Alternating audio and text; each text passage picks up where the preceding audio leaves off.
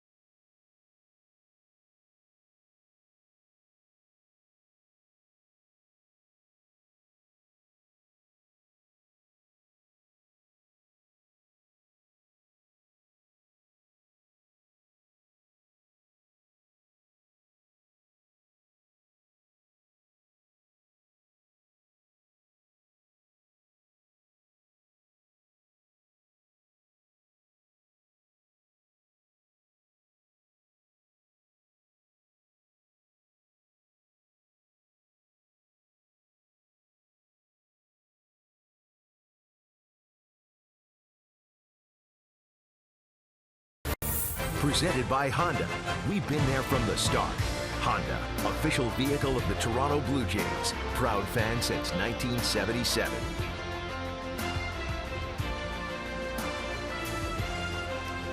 Welcome to October baseball here at Fenway Park. You can see it is raining.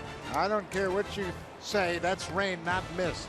It's 13 degrees. It's a cool night here on this Saturday night in Boston, first day of October. The Blue Jays are thrilled to turn the calendar. John Gibbons and the Blue Jays went 11-16 in the month of September, but now it's a new month, a fresh start. And here's the lineup for tonight for John Gibbons' Blue Jays. Devin Travis moves up to the top of the order tonight. Devin had 3 hits in the game last night. Jose Bautista has been hot, one of the consistent hitters over the last 15 games, batting over 300 with 4 home runs. And then down in the number 9 spot, Ezequiel Carrera. Boy, what a job he's done filling in, and he has really picked it up offensively. He's a spark plug, and it'll be interesting to see where he's at down in that 9th spot, if he can get on base and turn the lineup over for the big bats in the top of the order. It's like having another leadoff man down at the bottom of that order. Blue Jays get Eduardo Rodriguez tonight. This is one of the best young pitchers in all of baseball. He's got a good arm, and I think he's just coming into his own. He's 23 years old. This is his 20th start of the season. He's 3-7 with a very high earned run average, but he's starting to figure it out. His 189 career strikeouts are the most by a Red Sox pitcher through their age 23 season since Roger Clemens in 84 through 86. Last time out, he had 13 strikeouts in 5 1/3 innings versus Tampa Bay. First pitch of the game is outside for a ball, and we are underway. Of course, the Red Sox won the opener of this final series of the season 5-3 last night. They scored 4 runs in the 7th. Ball 2. It is a miserable night, to be quite honest. It's been breezy and rainy on and off. This is probably the hardest it's rained in the last couple of hours right here at the start of the game.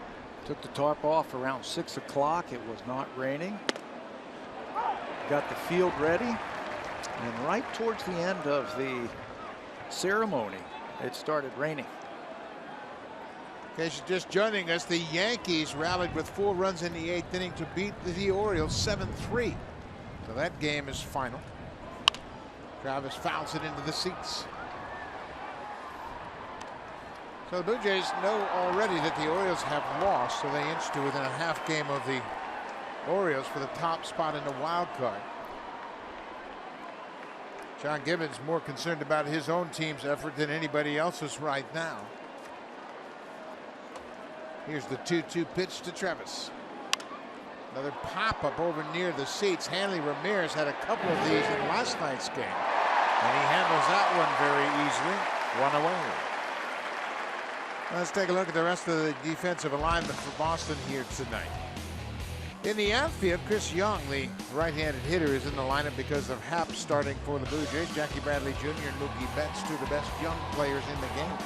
Aaron Hill, the former Blue Jay, starts at third. Bogarts and Pedroia up the middle. Henry Ramirez, a terrific job at first this season. Christian Vasquez, he gets the nod tonight behind the plate for Eduardo Rodriguez. Chris Young has made starts in all three of the outfield positions this year for the Boston Red Sox. You're right, he's in there because he hits left-handers. A .319 average this year versus left-handed pitchers.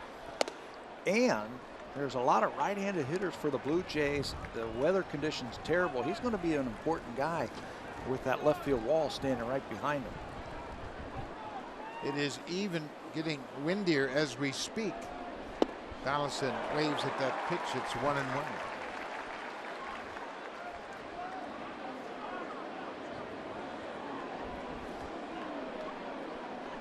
Donaldson for the season, 99 ribbies, and there you see the flag in center field, and the breeze is coming straight over the top of that green monster.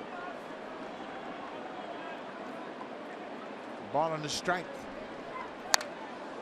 And with it, the rain too. So make note of that. Center fielders, you don't have to play that deep with the wind blowing in like that. It's no fun for the hitter. I mean, you're standing there and that wind is blowing right into your face. Water is starting to come into your face. Now, let's face it, it's no fun for anybody tonight. You can see the flags behind home plate going straight away from the playing surface. So anything in the air is going to be knocked back.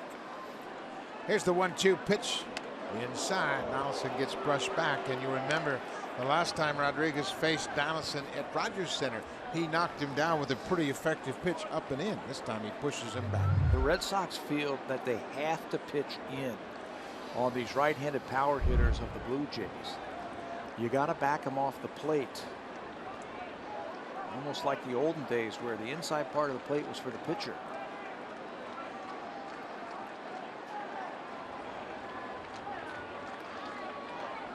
Two and two. Donaldson trying to make sure that he didn't have any raindrops dripping off the bill of his helmet.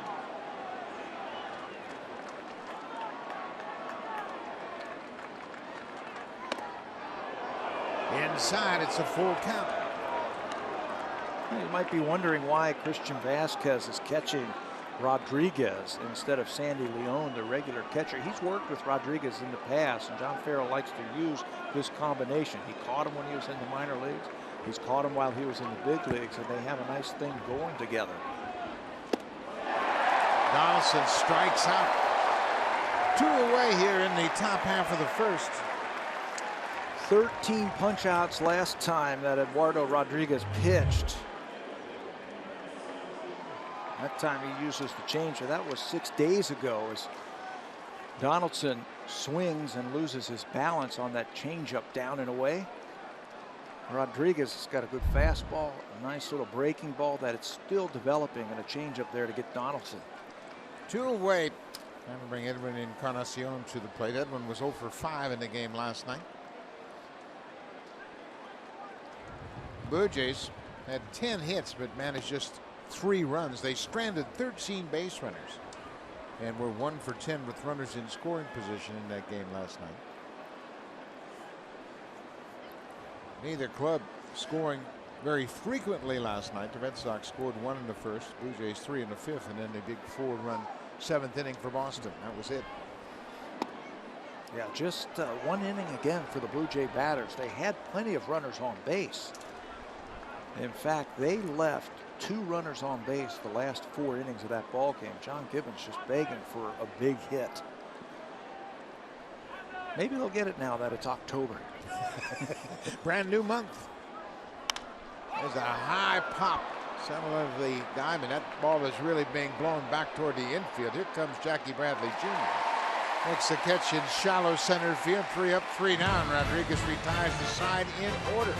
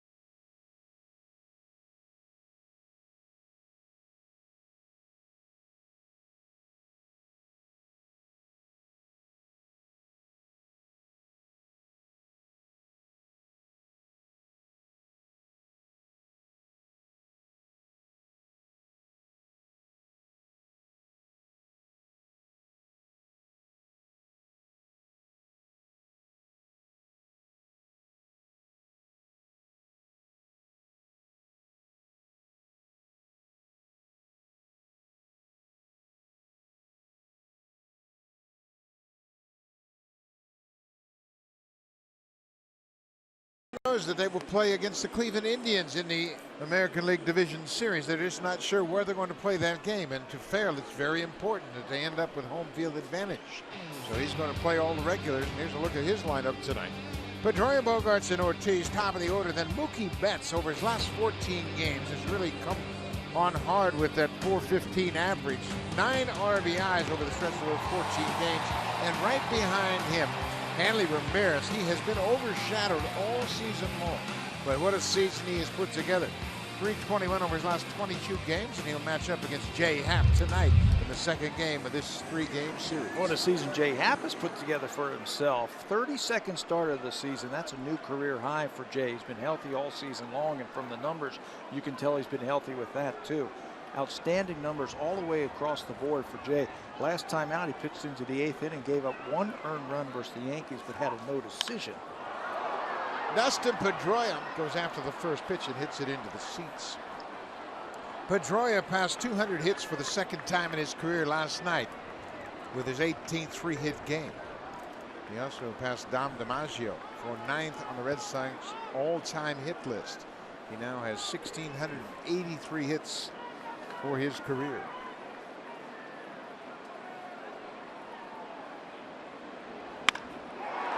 Line drive short, hopped by Travis. Pedroia's retired, went away. Well, defense is going to be challenging tonight with the wind blowing and the rain dealing with the lights. It's going to be a challenge. Melvin Upton's in left field. Kevin Pillar is in center, and Ezekiel Carrera is in right. Donaldson, Tulowitzki, Travis, and Encarnacion around the infield from third to first. Going to catching again tonight, of course, is the starter Russell Martin for Jay Happ. Well, you mentioned the weather conditions here. That's why I picked Kevin Pillar to talk about defensively. There's a fly ball pitcher on the mound in Jay Happ. He's going to have to take control in the outfield on fly balls into the outfield, pop-ups into the infield. We've already seen fly balls start to drift back into the infield, so he's got to be very aggressive tonight.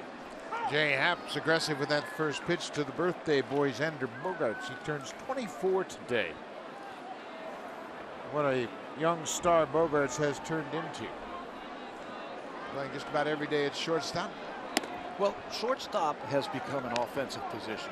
Let's be fair about it. 21 home runs, and he's got a great chance of driving at 90 runs.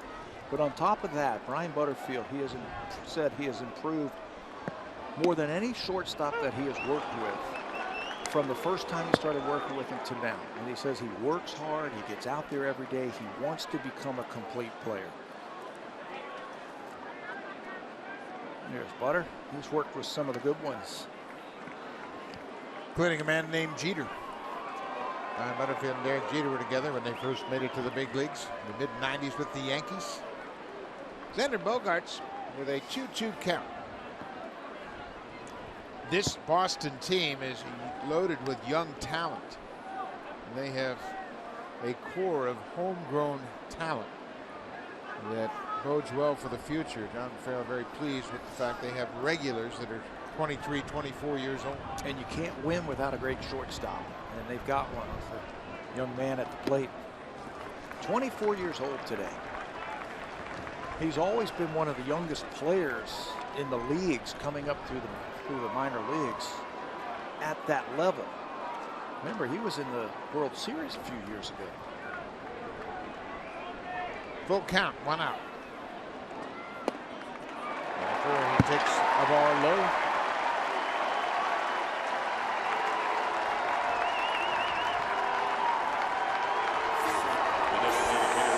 Number 34, David Ortiz.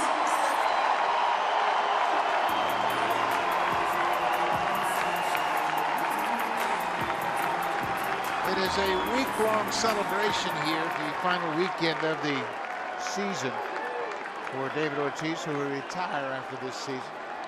14 seasons with the Red Sox, and prior to the game, the sports teams of Boston were out to honor him. The Celtics, the Brewers, and the Patriots. Several members of those organizations on the field for the pregame ceremony. David Ortiz greeted each and every one of them and thanked them for their attendance. Of course, Ortiz had the big hit in last night's game, as he's done so often throughout his career. He hit a 2-run home run in the 7th. 1,192 extra base hits now in his career. That ties him with Ken Griffey and Rafael Palmeiro for 8th all time with that home run that he hit. He's also driven in 127 runs now. That's the most RBIs for the Red Sox player since Ortiz hit 137 10 seasons ago. Jay Happ misses. It is 1-2 to Ortiz with 1 out. Happ has pitched well against Ortiz. He's just 3 for 11, David is, and one of those hits a home run. Do you know what makes him so good at pressure-packed situations and delivering big base hits? He's just going to take what the pitcher gives him. Yesterday, early in the ball game, a runner was wild pitched into scoring position. When he was at first base, he was trying to hook the ball for extra bases to right field. After that player was wild pitched to second base, he cut a swing down and sliced the ball to left field for an RBI single. That's how you become a run producer. 2-2 pitch outside. Appears as though Jay Happ's having some trouble with the mound right now. And just before he started this inning, the home plate umpire, Quinn Wolcott, went out and said, "Hey man, if you have any problems, let us know and we'll have the grounds crew address it." So Wolcott very aware of the situation and the conditions here tonight. 3-2, that's ball 4. So Happ with back-to-back walks, and you have to believe that the conditions of this ball game right now have affected him. He's had good control all season long. Well, at any time he can pull the ground crew out there and have him put some of that diamond dust out there if he's starting to lose his traction. You can see he's kicking at that rubber thing to get the dirt out of his spikes. Here is Mookie Betts, who, according to a lot of the Red Sox personnel, believe that he is the American League MVP this season. And his numbers back it up. First pitch strike from Happ. There's no arguing that his numbers, I mean, he's in the conversation. I don't have a vote.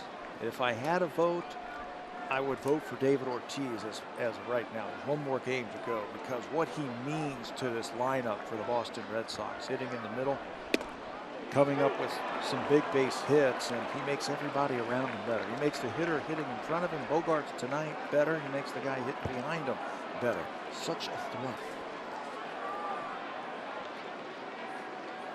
Saw it last night. 2-1 fastball in the inner half. He got the game-winning home run.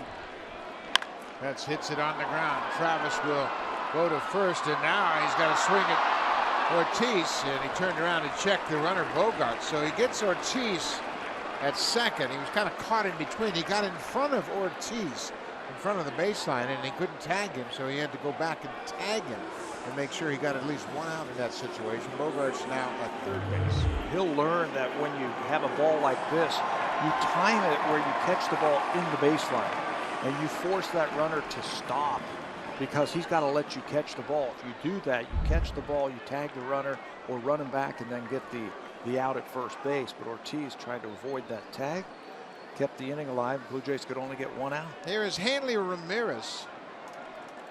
We mentioned over his last 22 games, he has driven in 9 runs and scored 12.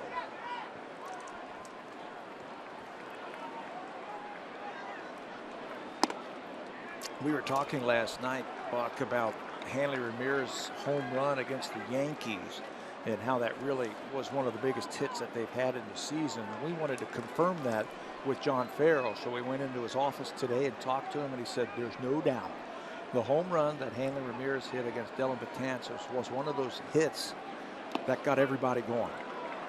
It turned a loss into a win, and they won 7 straight games on the road after that hit. Yeah, it certainly turned things around. It looked like they were going to lose that opening game, and he hit a home run into the seats in center, and that got them fired up.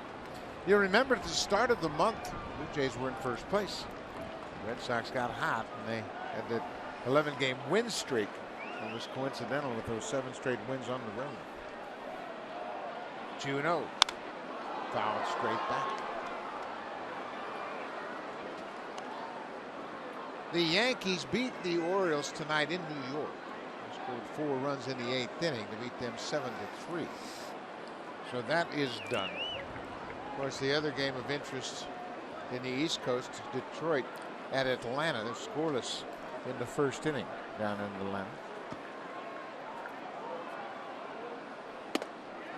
There's strike 2.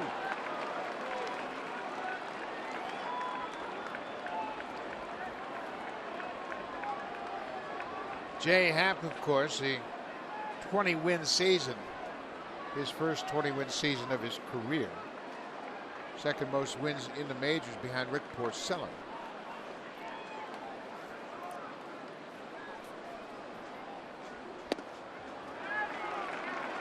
Three and 2 now.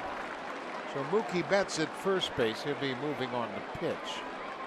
Bogarts is at third. Chris Young, the right-handed hitter, would bat next if Hanley can reach base.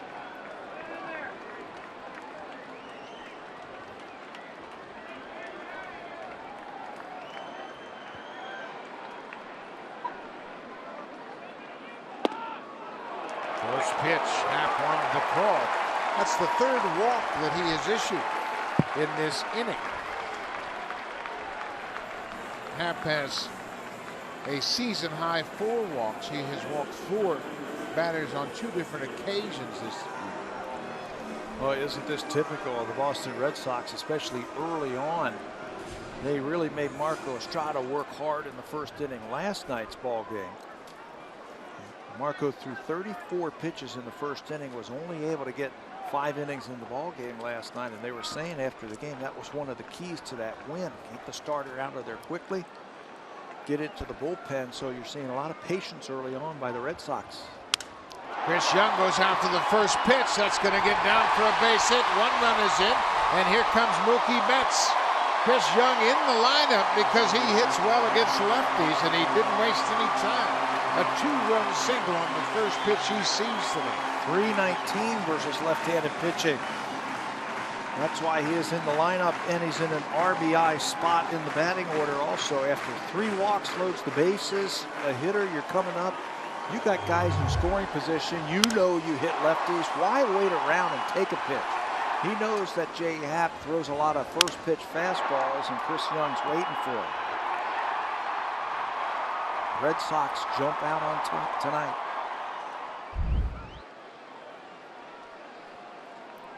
Jackie Bradley Jr. batting with runners at 1st and 2nd. He goes after the first pitch. This is going to slice into the seats down the left side.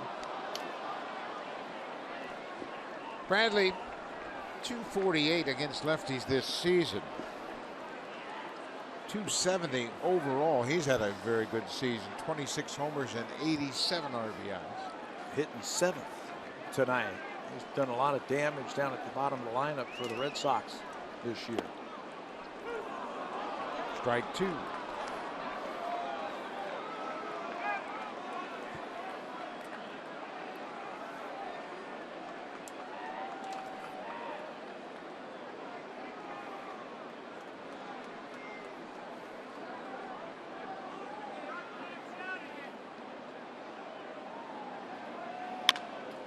Little tapper out in front of home. Martin will throw to first, and that'll end the inning. But the Red Sox take advantage of 3 base-on-balls. Chris Young with a 2-run single has given Boston a 2-0 lead.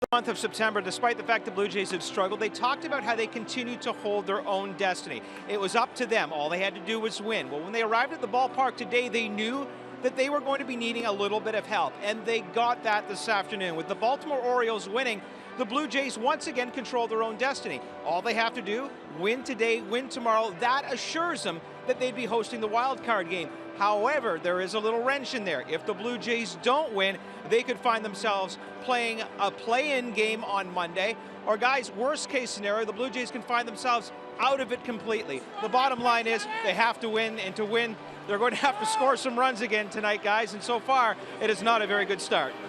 Well, it's not a good start. It's early, obviously. It's the first inning, but they trailed 2-0 against a pretty good lefty. And John Gibbons said, you know what? This is the lineup we have. They've hit in the past. They're going to have to hit against Rodriguez tonight if we're going to come back in this ball game. And you'll get David Price tomorrow, so things aren't very easy, and you're going to have to earn it. I was down in the clubhouse today, and I just wanted to get a feel for what was happening down in the clubhouse, and it was business as usual, really. Guys were kind of hanging around. Obviously, nothing happened on the field today with the rain and everything, and they hit in the cages. But guys were playing cards, and they were looking at video and watching some TV and taking care of some personal business. Business as usual for the Blue Jays. Jose Bautista takes ball 2 outside. Yeah, I agree with you. They're watching some college football, sitting around, just kind of all you could do on a day like today. And the guys hit in the cage, but pretty much normal. Well, you know what you can't do, what I was looking to see if they were doing that, is if everybody was, worried about, oh, hey, do you think we can win today? You think, what do you think we should do? Should we change anything? I didn't see any voodoo dolls. I didn't see any ceremonies going on. They did their thing, and these guys have played plenty of baseball games in their career. They know what's at stake.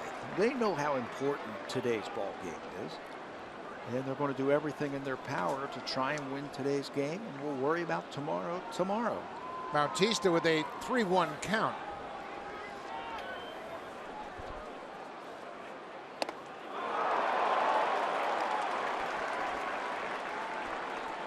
Now it's a full count. Martin will bat next.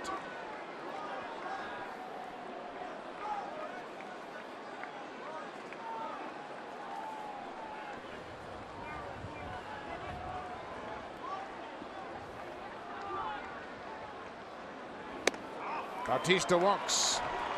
A leadoff walk here in the second.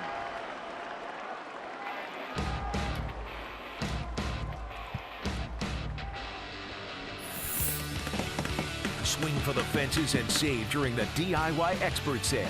Only at Home Building Center and Home Hardware Building Center.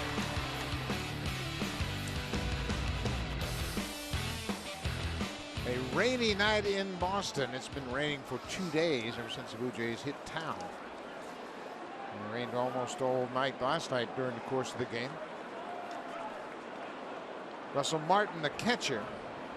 I have a feeling watching the first part of this ball game, there's going to be a few more walks in this ball game. The footing is terrible out on the mound. Trying to grab that baseball's got to be awful. And it's cool, just 13 degrees at the start of play. It's promising to get a little colder. Russell Martin. There's a strike, it's 1-1. Russell in last night's game was 0 for 4. He had 3 pop outs, a ground out, and he also walked.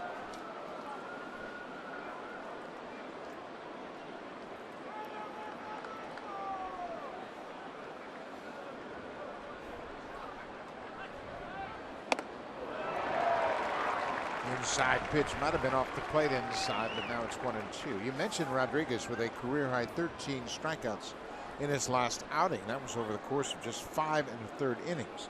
That was against Tampa Bay, and that was a historic game. The Red Sox pitchers recorded 21 strikeouts in 9 innings, and they played 10. They had 23 strikeouts in 10 innings against Tampa Bay, including a record 11 straight strikeouts. So Rodriguez set the tone for a pretty good outing. You see the 13 strikeouts over 5 1/3. Then Heath Hembree came in right behind him and struck out the next 5. So there wasn't too many good swings down there in Tampa Bay. Those 13 strikeouts, obviously a career high for Rodriguez. Some ball in the dirt. It's a full count. That was the game.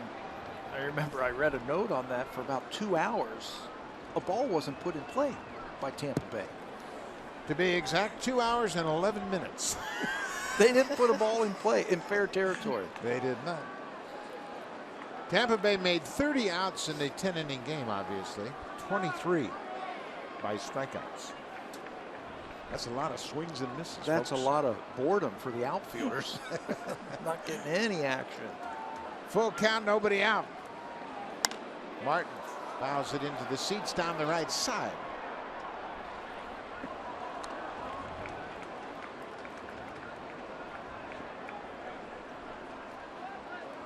You made a point about the Blue Jays turning the page. Everybody knows they had a disappointing month of September. 16 losses, the most losses in 1 month this season. And now it's a new month, a fresh start. They got 2 games left in the season.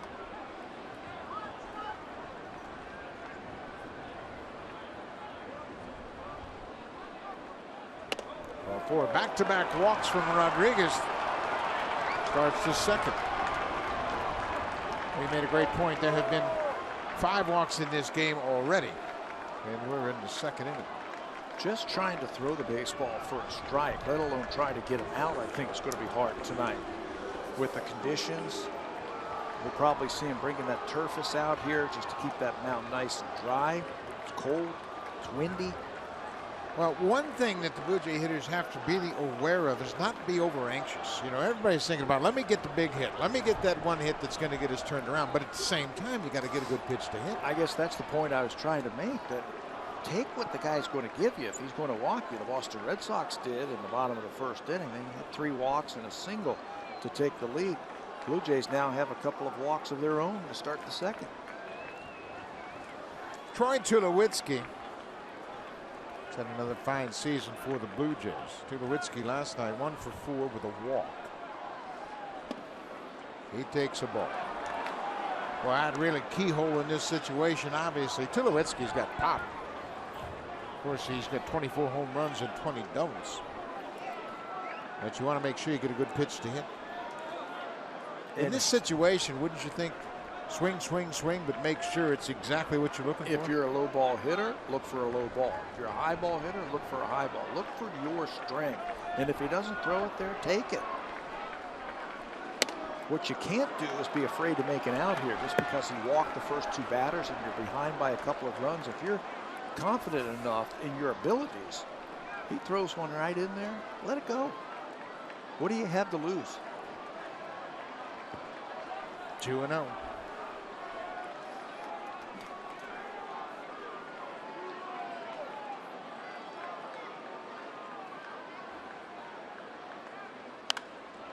Had a good cut at that one, fouls it back. We mentioned the Red Sox will play the Cleveland Indians in the American League Division Series. Cleveland has 92 wins, and they have a lead over Kansas City. Actually, that has gone final. It's 6-3 now, Cleveland, so they have 93 wins. That ties them with Boston at the moment. You know, when we talked to John Farrell today, I said, you still have a lot to play for. And he said, you're right. You know, we can't overtake Texas, but we would like the home field advantage in the division series. And that's against Cleveland. It's only a 5-game series also. 3 of them in your ballpark. So they have a lot to play for. 3 balls and a strike to Tulowitzki. Nobody out. Ball 4. Rodriguez has walked the bases loaded. Let's check in with Jamie Campbell.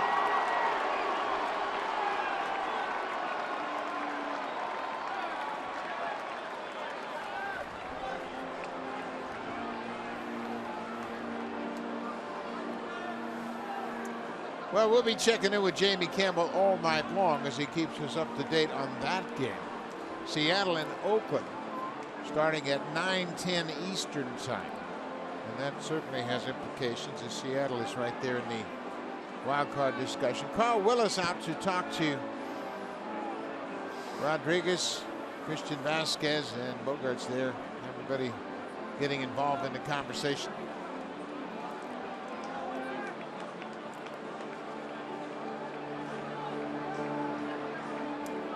Heath Hembree is starting to loosen up. We mentioned Hembree had 5 strikeouts in relief of Rodriguez the last time Eduardo started. So John Farrell, he's got plenty of arms, just like the Blue Jays down there, and they're not going to wait around a long time. He has walked the first 3 batters in this inning to load the bases with nobody out. And he knows the numbers that the Blue Jays have put up against Eduardo Rodriguez in his young career. Especially here at Fenway Park, his ERA is over 12. John's got ultimate respect for the Blue Jays. He told us today, he said, man, they're a good ball club, and I know they're going through a tough time right now, but they're always on the verge of breaking out. Melvin Upton Jr. takes another ball, and he's trying to guide it in now. Yeah, it's always trying to do. You can see that just the way he's letting go of the baseball. When you're not sure of your footing, and that's what it looks like, he's not real sure of his footing, start slowing everything down. You can't throw strikes.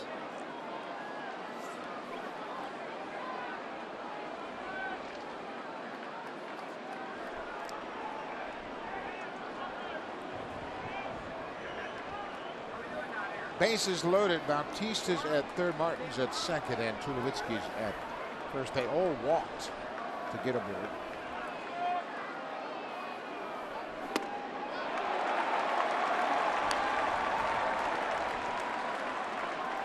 Ball and strike to Upton.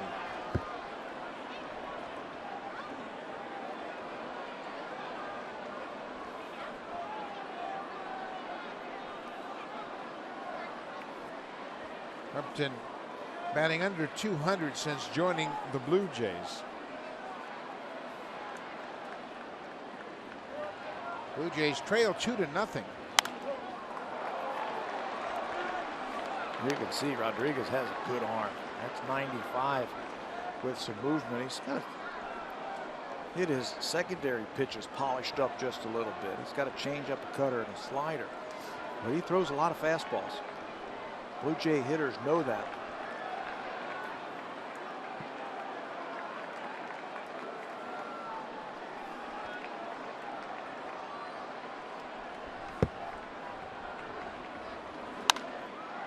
Another fastball fouled into the second deck.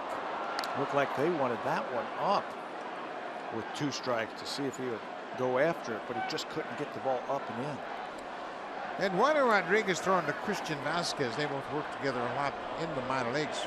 Rodriguez didn't make his first start in the big leagues until the end of May. He had a knee issue, had a dislocated kneecap in spring training, and it delayed the start of his big league season. 1-2. Strike 3 call. Upton called out on strikes. That's the first out of the inning. You could tell they wanted to go upstairs with that fastball. Tough to do anything with it. Melvin thought it was in, maybe even up. Vasquez gets up high, throws the high fastball there. It wasn't high. Maybe it was in, but it wasn't high. Kevin Pillar. Pillar batting 8th tonight. Well, that's the situation we were talking about. Blue Jays just need a big hit. Somebody come up with a flare, hit one off the wall, hit one over the fence. Any kind of big hit to get them going. There's a base hit. That's going to score one for sure. Bautista's in to score. Here comes Martin. The throw to third is late, and Pillar ends up at second, and there's a big hit. Kevin Pillar jumping on the first pitch. He ties it up. Well, just like Chris Young jumped on the first pitch, he could tell that that pitcher is struggling to get the ball over, and if he throws him a first pitch fastball to get ahead, be ready to hit it. He hit that ball into left field. Tulowitzki goes first to third. Pillar ran up his back to second base. It's really hard to pick the ball up, a wet ball, and throw it accurately to a base. Tulowitzki knows that. Pilar knows that. There's the ball into the gap. Cut off by Jackie Bradley in center field. Normally a very accurate throwing outfielder. Watch this throw into third base. It's way offline. Tulowitzki goes first and third. Pilar right behind him. The Red Sox have shortened up on the corners as Carrera goes after the first pitch. You might wonder why Carrera's in the starting lineup tonight against the lefty. Well, there's a couple of reasons. First of all, he's been hot. Been swinging a hot bat, coming up with big hits. Secondly, he's hit well against left-handed pitching this season. Carrera, for the season, batting .358 against lefties. Well, he just offers so many different ways to help you win a ball game. He can bunt, he can hit and run. He's got a little bit more speed. That he can go first to third, beat out infield hits, slap the ball the other way, hit a home run when you need it. So he just offers a few more options for John Gibbons to help him score runs. Pretty good numbers with runners in scoring position this year. Second and third, one out. Carrera is behind 0-2. He's got to battle Rodriguez here.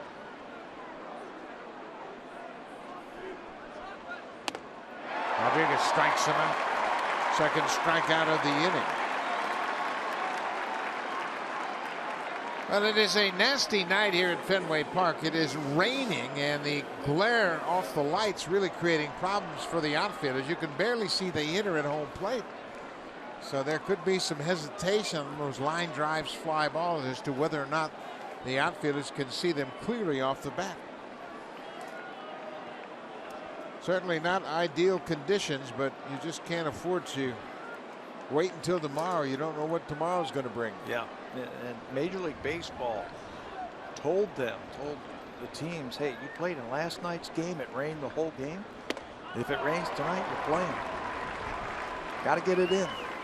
Devin Travis goes after that first pitch. Devin had a 3-hit night last night. A couple of doubles, a single. He was 3 for 4 in the ball game. Got robbed of a base hit in his first at bat. Nice play at third base by Brock Holt.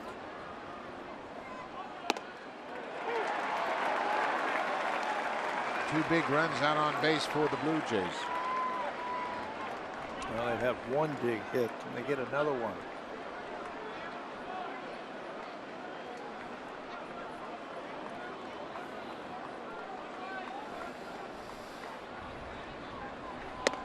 Upstairs, Rodriguez with 3 strikeouts to this inning. He walked 3 to start the inning and struck out Upton. Pilar, jumping on the first pitch, delivered a 2-run single. Ended up at second base on the throw.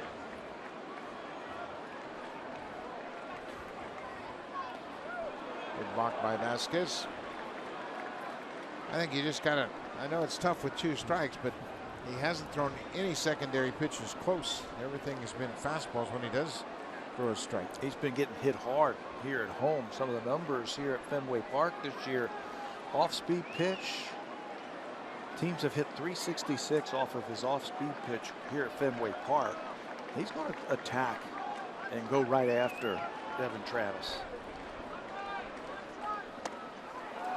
Lays off that pitch. Full count now, 2 outs. Josh Donaldson lurking on deck.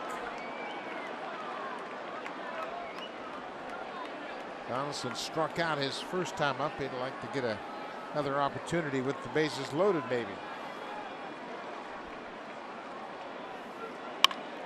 Ripped down the left side and into those seats. Well, I tell you what, you've got to be aware down there. That right there, is very close. Right behind third base. How many times have we seen righties pull balls right into that area? They stationed ball boys down there, ball girls, to try and protect those fans. Have a 3-2 pitch. Like he might have thrown him a changeup. Boston scored 2 in the bottom of the first. Chris Young delivering a 2-run single. Kevin Pilar matched that with a 2-run single here in the top of the second. For Pilar, RBIs 51 and 52.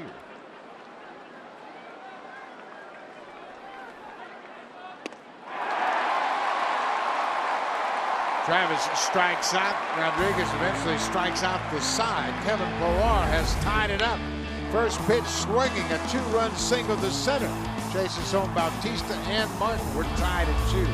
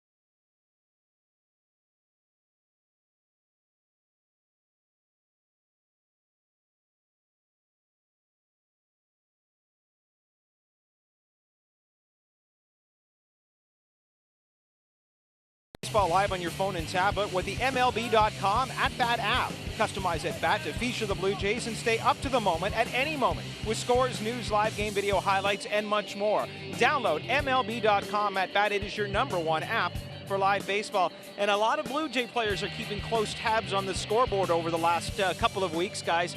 Few of them say they haven't been looking, but I'd have to ask you guys as both former players. Anyone says they're not looking, they're looking, right? They're looking. Of course. Absolutely, they're looking. You look up there and you want to see what's going on, and that's just human nature.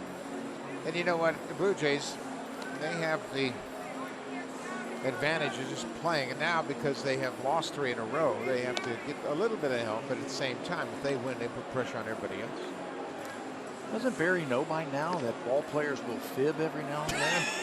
That we're not watching. Of course they're watching. No, I'm not Everybody excited. wants to know. I'm not nervous. Yeah. I don't think it's a big game, just another game. No, those are all untrue stories. Jay Happ is the starter. What a season he's put together.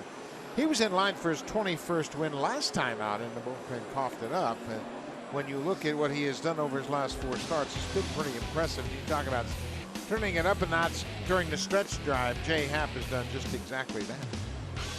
222 earned run average. Opponents hitting just over 200. That's against Boston. He beat the Red Sox back on the 10th of September. He also won at Los Angeles. He won at Seattle, and he was going to win against the Yankees before the Blue Jays bullpen gave up the lead late in that ball game. I can't recall one start this year where I said, you know what? He just doesn't have it today. Maybe that one start against Tampa Bay where he gave up 8 earned runs. I'll go with that one. But everything else, he has competed. He has pitched deep into the ball game. He's given his team a chance to win. That's consistency. That's what you want from your starter every 5th day.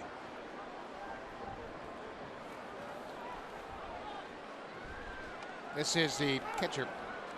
Excuse me, that's third baseman Aaron Hill, the former Blue Jay, playing at third tonight with Happ on the mound. It's Hill, Vasquez, and then Pedroia back to the top of the order.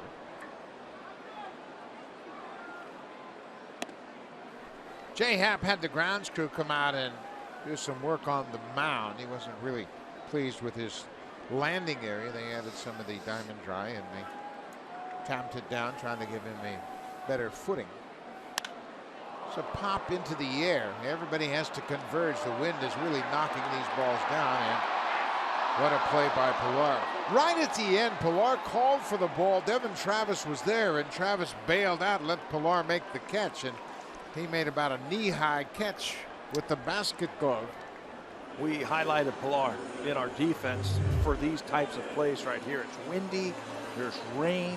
He's got to take control. You can see him all the way taking control, and Devin Travis backs out of there to let Pilar take it. It's a lot easier for Pilar to take this ball as he's coming in on this thing. Devin Travis is backing up, and Pilar takes charge and records the out. And we mentioned the view from the outfield. They have to deal with the mist, and that mist glares because of the lights, and it's very difficult to pick up the baseball. Kevin did a nice job on a routine pop-up on anything but routine conditions. I don't think any fly ball today is going to be routine. There's no such thing in tonight's ball game.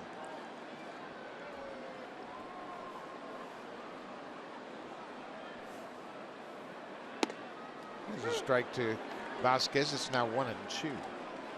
You know, Jay Happ has had a terrific season, a career season for sure, 20-4. But he'd like to get back to the postseason and make a start in the postseason.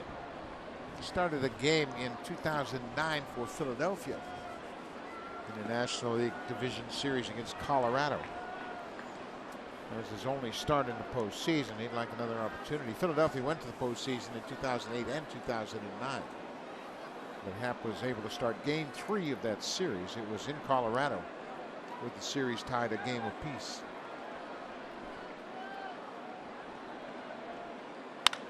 Ground ball, passed in Connoisseur into right. Vasquez just reached out and poked it through the right side of the infield. So Dustin Pedroia will come to the plate. Pedroia has put together a heck of a streak against the Blue Jays. He's hit in 30 straight games against the Jays and a .339 average, 43 hits in those 30 games, including 3 hits in last night's game to extend that streak to 30 straight. Sometimes the best teams bring out the best in good players. Blue Jays obviously bring out the best in Dustin Pedroia. Got that 200th hit in last night's game. He hasn't hit that mark since 2008 when he was the MVP of the league.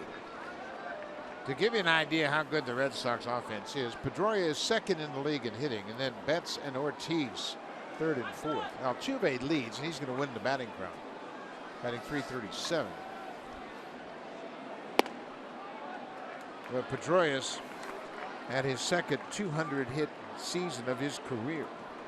They moved him into the leadoff spot, and this offense has really taken off. Mookie Betts, for the most part this year, was hitting leadoff for the Red Sox. They wanted to move him down in the order in RBI situations. Pedroia was the guy that took over in the leadoff spot. He sets a great example, doesn't he? That leadoff, grind out at bats, be a tough out. He's one of those guys that can do anything you ask of him. He can hit second, hit the ball to right field. He can hit third, hit with some power. He can lead off. He's even had a time or two batting fourth. Tell you one thing, he is as good a high ball hitter as I've ever seen. He reminds me of my memories of watching Yogi Berra as a kid hit that high ball up around his hat. And he can smoke it. Doesn't pop it up. It always seems like he hits the ball hard somewhere on that high ball. Not necessarily a home run. There's a line drive to right. Carrera is right there. Pedroia's hit it hard a couple of times tonight. Nothing to show for it just yet. And that's good for the Blue Jays. 2-2 ball game, bottom of the second inning. Both pitchers having control issues early on in this ball game. Happ walked 3 in the first inning and gave up a couple of runs. Eduardo Rodriguez walked 3 in the second inning. He gave up a couple of runs.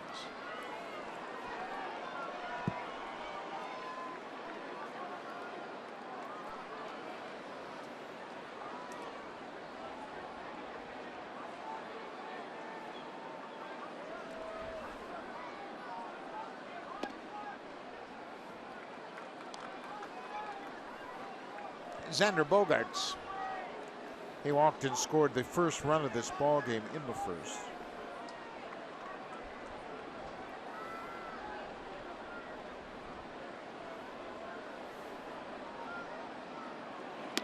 Mentioned today is Bogart's birthday. October 7th is Mookie Betts' birthday. He'll turn 24. Pretty good pair of teammates to grow up together here in Boston. Your peak physical age for a baseball player starts around 27. 27 to 32. These guys are still 3 years away from that. And look at everything that they have accomplished so far in the game of baseball. He's 24 years old. He's hit 30. He's driven in 100. Bogaerts has hit 21, and his next RBI will be his 90th.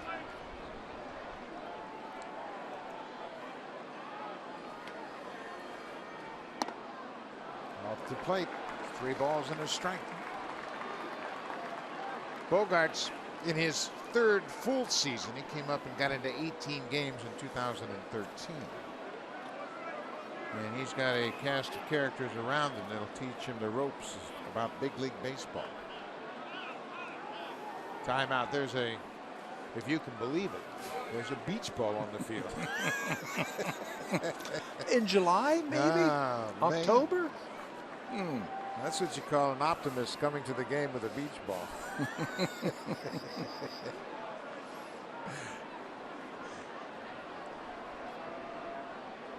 So Bogaerts with a 3-1 count. Ortiz will follow if he can keep the inning going. Christian Vasquez at first. He got a 1-out single.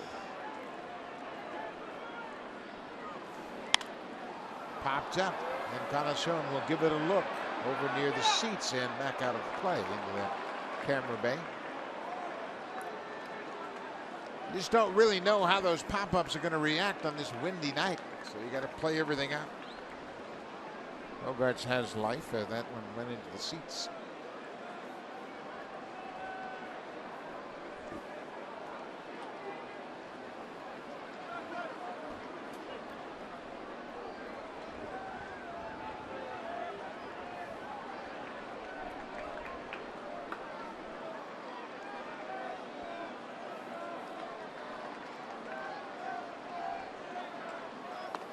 Inside, another walk. That's 4 walks issued by Happ.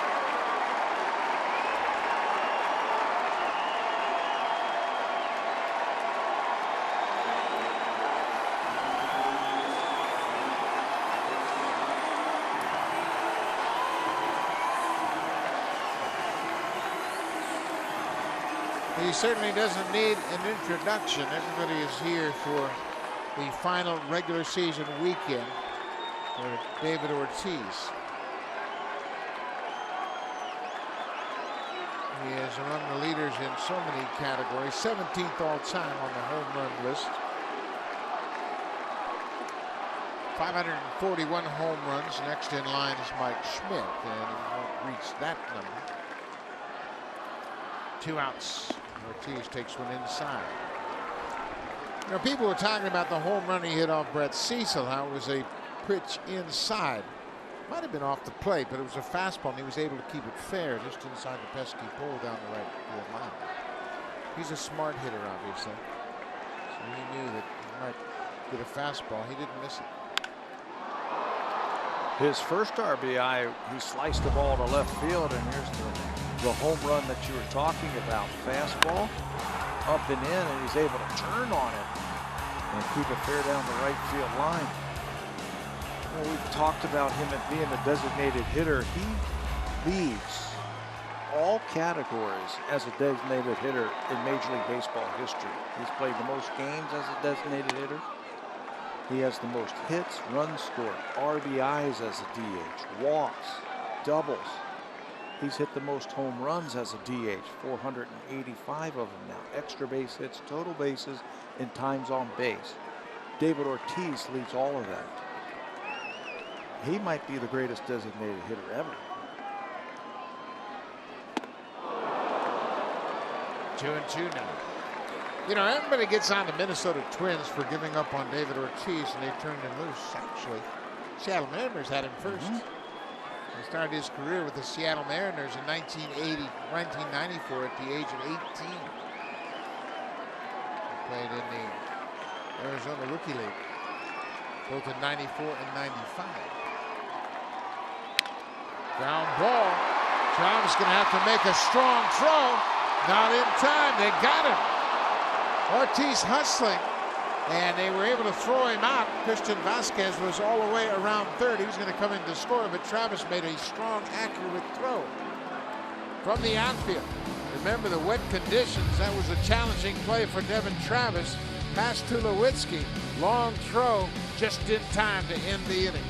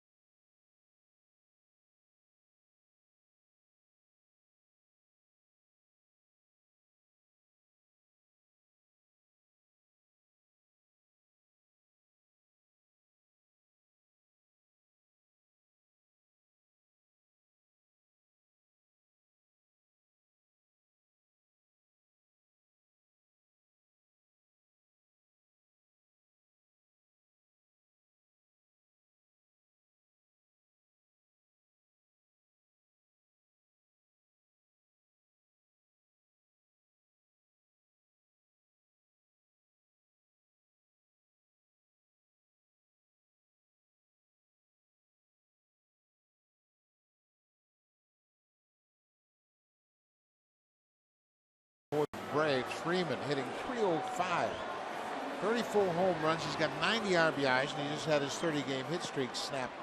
What a season he has put together. Of course, they move into a new stadium next year, and the Braves are anxious to see some of those younger stars blossom and develop into a competitive team once again. Earlier this year, he didn't really have anybody hitting behind him to protect him. Once they got Matt Kemp from San Diego, it was starting to hit.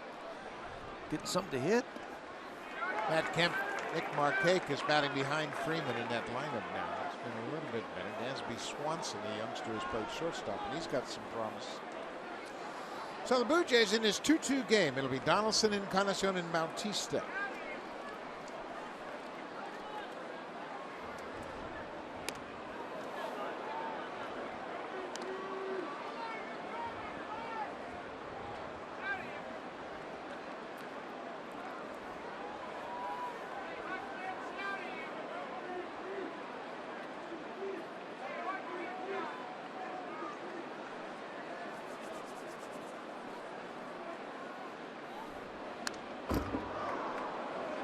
And fouls it straight back.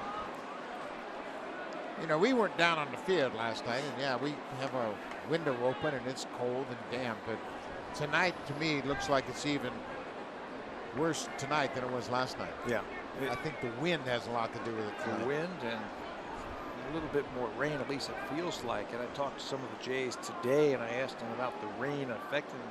Said it was more of a misty rain. You really couldn't feel it. It was more bothersome than anything else yesterday. Players can play in the rain. I always found it very difficult to play when it was windy, and tonight seems a little bit more windy than last night. Yeah, the wind seems to really play on your concentration. 2-2 to Donaldson. Goes after that changeup and strikes out for a second time, both times on the off-speed pitch. 5 strikeouts for Rodriguez.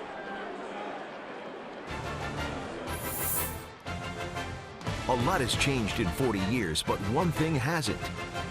Honda, proud fan since 1977, official vehicle of the Toronto Blue Jays.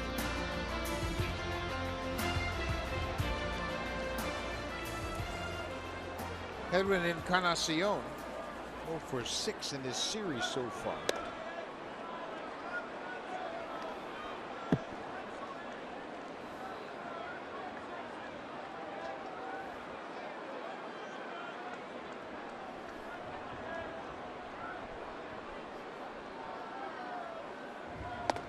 Edwin batted .257 for the month of September. Hit 6 home runs and drove in 21.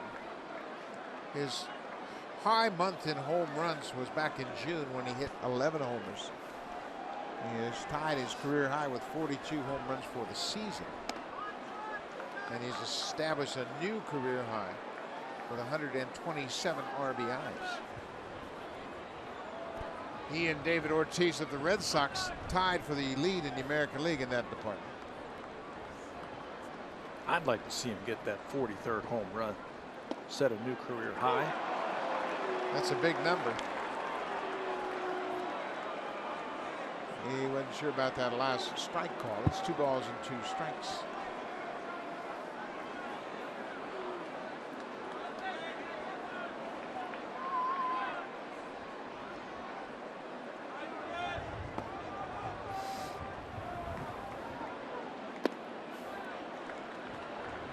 Edwin and David Ortiz, both from the Dominican Republic, and when Ortiz made his debut in 1997, Edwin was 14 years old. So you can bet he looked up to David Ortiz for a long time and respects what he has done, of course, over his career. Right in those years where you're very aware of what's happening in baseball, if you're a big fan. Just 14 years old when he made his debut. And then he became Big Papi once he came here in the early 2000s.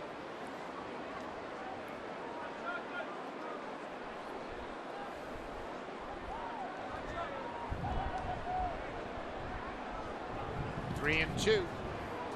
He got a piece of that outside pitch. He was looking away and just got the bat on.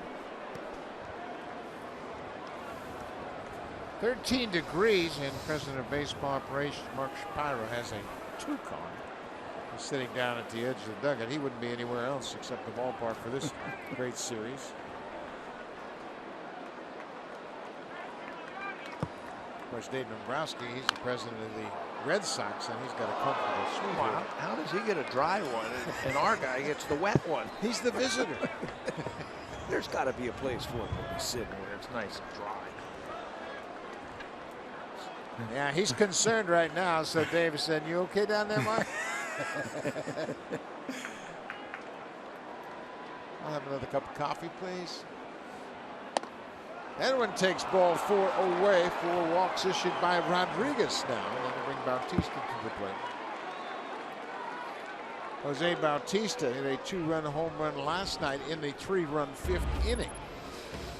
We were talking about the big guys stepping up in big situations, and in the month of September, Jose Bautista hit a lot of big home runs for the Blue Jays. He had that big home run off of Edwin Diaz to send that game into extra innings against Seattle last night. If they could have held on and won that game, that would have been a big home run for him.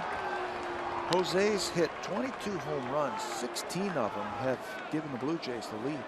He had 5 home runs in September and had 17 RBIs. He was one of the few Blue Jays that had some big hits in September.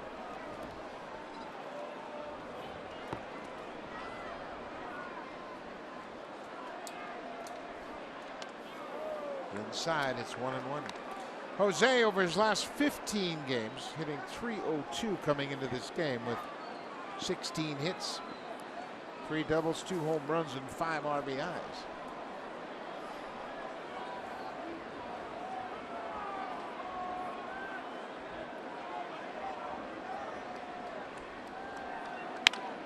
High and deep to center. Jackie Bradley looking up. That wind is knocking it down, and he's going to make the catch on the warning track. There's that wind knocking that ball down. That one had a chance at least to get off the green monster, but the wind knocked it down in center. Yes, it did. We've seen balls that weren't hit as well as that one go off the wall for extra bases. Jackie Bradley actually had to come in on this ball. Deep to center field. He goes back and then he gets to come in. That's one of the coolest shots in baseball right there. High atop to the roof down the left field line. They get that ball off the bat. And that cameraman does a terrific job of tracking that baseball. So Russell Martin, he drew a walk his first time up. He scored the second Blue Jay run. Off the end of the bat. Pedroia was playing him to shift. He has to flip to first with the underhand toss, and that'll end the inning. Rodriguez walks a batter. Blue Jays leave a man. We'll go to the bottom of the third. 2-2 here at Fenway Park on a cool night.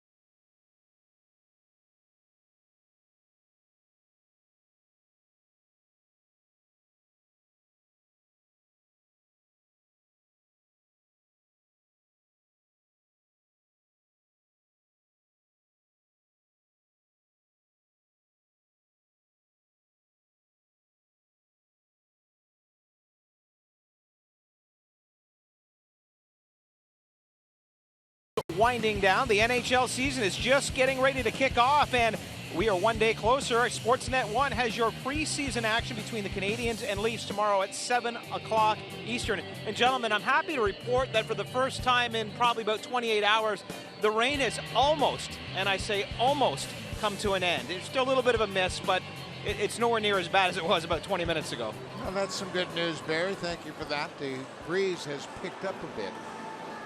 And it is slackened up a bit. We can certainly see much clearer down on the field now from our vantage point. And it was challenging. It was misty, and the wind was blowing. And stadium lights reflecting off all of that rain. You can see how looking up into the light stanchions is pretty challenging. So it's a 2-2 game. We're in the bottom of the third. Mookie Betts. He reached on a fielder's choice and scored on the 2-run single by Chris Young.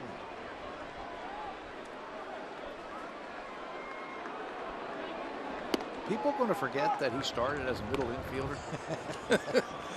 Remember when he first came up, he was a second baseman trying to get Mookie to play there, and then he went to center field and he adapted so well. Said, you know what, we've got Jackie Bradley coming up. Let's try him in right field.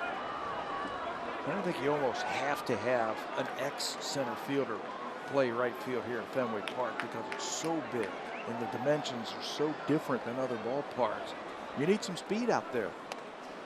Jackie Bradley Jr. actually played 14 games at second base in 2014. He played 28 games in center field, 8 games in right field, and then he moved to center field every day in 15, but now he is their everyday right fielder, and he rips a base hit into left field.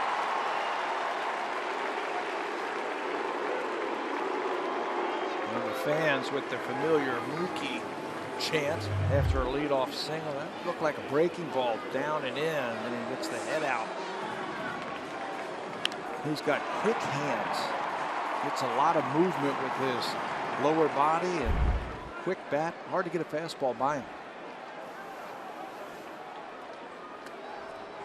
So this is Hanley Ramirez. He walked his first time. Betts has been on base both times. Mookie Betts with 26 stolen bases. Ramirez goes out for the first pitch.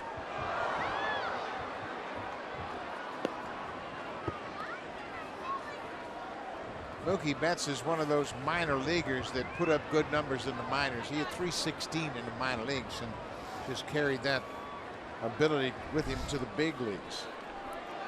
Wasn't a first-round draft pick. I believe he was a fifth-round draft pick, but they found something in him, and he's taken his game to the next level.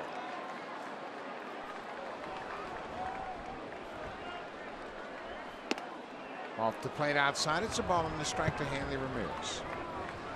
Jay Happ has walked 4 on this miserable night here in Boston.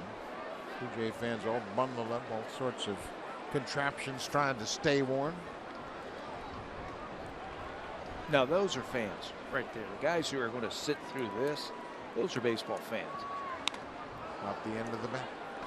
Well, you know, you make plans, and we have talked to many of the Blue Jay fans that have made their way here to Boston for this series. They made their plans last June, and you hope it's going to be a nice fall weekend, and it can be. I mean, there's probably going to be some nice Indian summer days ahead, but this weekend is anything but.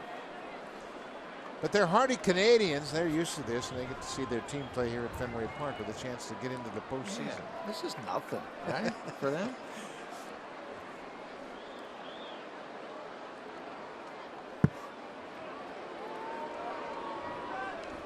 Yeah, they all look forward to the wintertime when they can play shinny on the pond and go outside.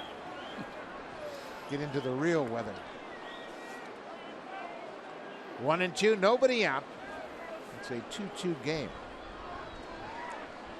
The Orioles lost already today, 7-3 in New York at the hands of the Yankees. Downstairs, it's 2 balls and 2 strikes. The Detroit Tigers are trailing the Atlanta Braves 2-1 in the 4th down in Georgia.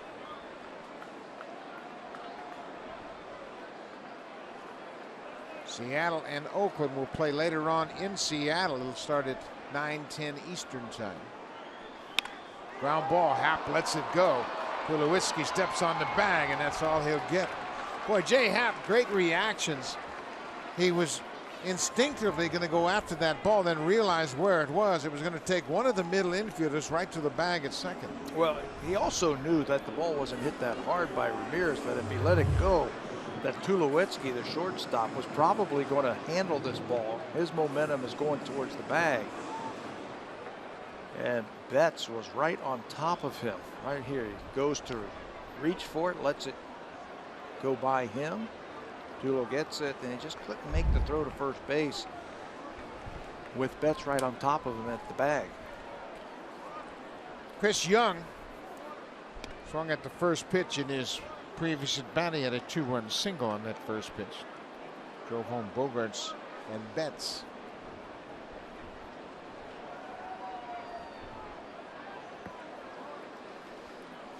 Young is now 4 for 12 against Jay Happ. Breaking ball in front of the plate. We talked to John Farrell earlier today in his office and talked about this Red Sox team, and he said, you know, we have been up and down, inconsistent. We've had guys come over like Aaron Hill. Chris Young has stepped up, but Young had a hamstring issue. He was out of the lineup for a long time. They just haven't had everybody healthy at the same time. That they've certainly had a phenomenal season. He was saying that they made some trades in July, and the guys that were coming over, as soon as they got them, it seemed like the guy they were going to replace or the guy that they were going to put in there got hurt, and he never had his whole team together. But once Koji Uehara came back, he said that was the turning point for our team, and that's when they really started to take off. Chris Young going after a 3-0 pitch, fouled it back. Isn't that interesting, though, when a reliever comes back? He said we were losing some games late, and there's nothing more demoralizing than losing games late when your bullpen coughs it up. He said once Uehara came here, the bullpen was better. We started winning those games. So pop-up in shallow right. Travis going out. Carrera coming in, and they drop it. Carrera's got a shot at Ramirez, and Tulowitzki puts the tag on him. Heads up play by Carrera as he's able to get the ball to second in time for Tulowitzki to tag Hanley Ramirez. And we told you those fly balls are going to be challenging all night long. Normally when the ball goes out into the outfield, it just keeps pushing into the outfield, but the wind keeps pushing it back towards the infield. Travis goes out. Carrera comes in, and there's a little bit of a collision. There's the heads-up play right there by the veteran Carrera. Doesn't panic. He knows the runners are not far from the base, so he picks it up instinctively and gets the out at second. Boy, when Carrera had that ball go off his glove, the first thing he did, he didn't look for the ball. He looked for the base runner. He looked to see where Hanley Ramirez was, and then got on the ball quickly and threw to Tulowitzki to retire Ramirez. 2 outs. Ground ball. Travis at second. This should end the inning, and it does. So Jay Happ gets out of the 3rd inning. We'll go to the 4th. It's a 2-2 game. Only 4 hits in this game.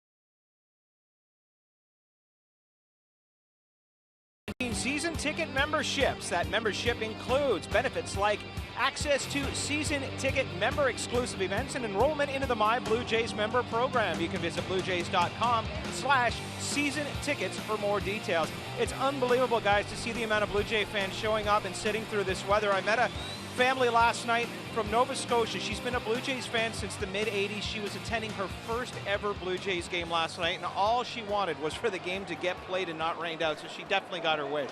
She sure did, and there are a lot more Blue Jay fans on hand again tonight as they are all out here bundled up. They got their plastic ponchos on, and everybody is anxious to see all 3 of these games, the final series of the regular season.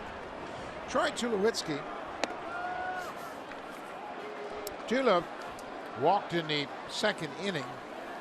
He was the 3rd in a row walked by Rodriguez, and that led to a 2-run inning for the Blue Jays. They tied it up.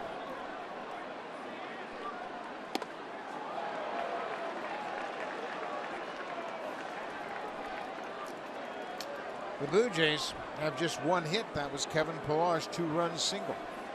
Boston has 3 hits. The big hit for them, of course, Chris Young's 2-run single.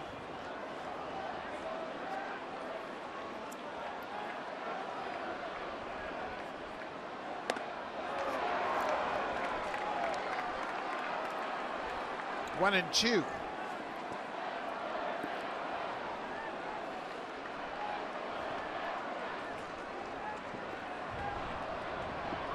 Rodriguez began his career with the Baltimore Orioles. He was traded for Andrew Miller, a big lefty closer. Yeah, that Andrew Miller, the one that is now with the Cleveland Indians. He was in Double-A at the time. Rodriguez.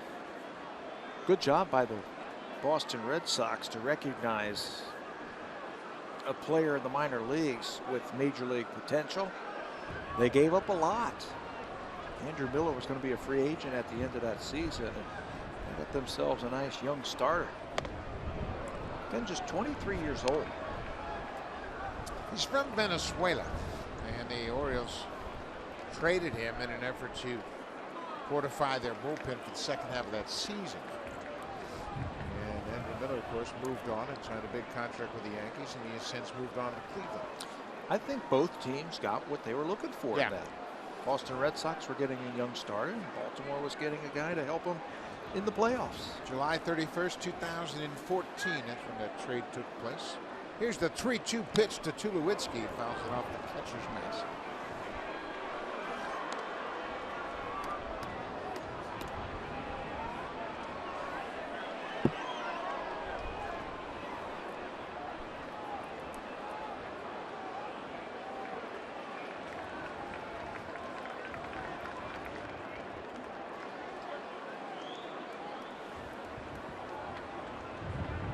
Do it again. Here's another full count pitch off the end of the bat this time.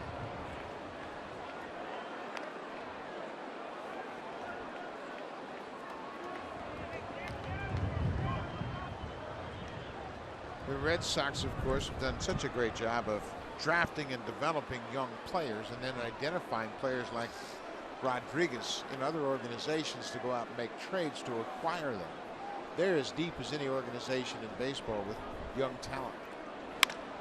Tulowitzki reaches out and hits it up the middle. Pedroia unloads in a hurry to retire Tulo.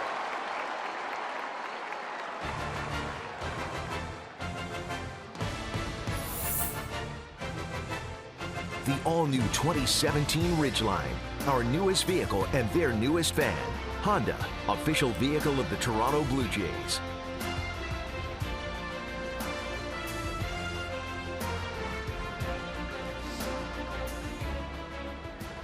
Despite the bad weather, it's another great crowd here at Fenway Park.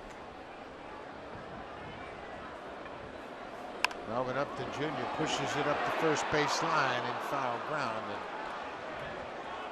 And end up a foul ball. Good idea. Put it on the ground over there on the right side. Put the pressure on the Red Sox defense. Yeah, use your speed to get yourself on base. You were just talking about the Boston Red Sox having as many good young players in their farm system as anybody in baseball. That's how you do it. That's how you win year in and year out. When you've got that kind of prospect list, you can use them on your big league team, or you can use them to acquire other players like the Red Sox did earlier this year. They gave a pretty good young pitcher in A-ball to get Drew Pomeranz. Bogart's in the hole, not in time. Melvin Upton Jr. legs out the infield hit. Bogart's kind of righted himself, planted his right foot, took a little extra time, and that cost him. Well, on nights like tonight, you don't want to be in a hurry. That's when injuries happen. When you put on the brakes or you put your foot down to plant, that's when the groin can go. So it's almost like you're playing on eggshells, going nice and slow and just taking your time. Bogarts did that, and it cost him. Upton is running in a straight line down the first base line. Bogarts has to stop, change directions, come up and throw, and it's just too late. One out single for Upton. Here is Kevin Pillar. He's driven in the only Blue Jays runs of the night. Games played in these situations, it's almost like it's played in slow motion, isn't it? Absolutely. You want to make sure you don't make any mistakes, and you really take your time. Obviously, the footing is kind of inconsistent. Or pull anything, or have any quick motions where you slip just a little bit because the surface is so wet and it's so slippery.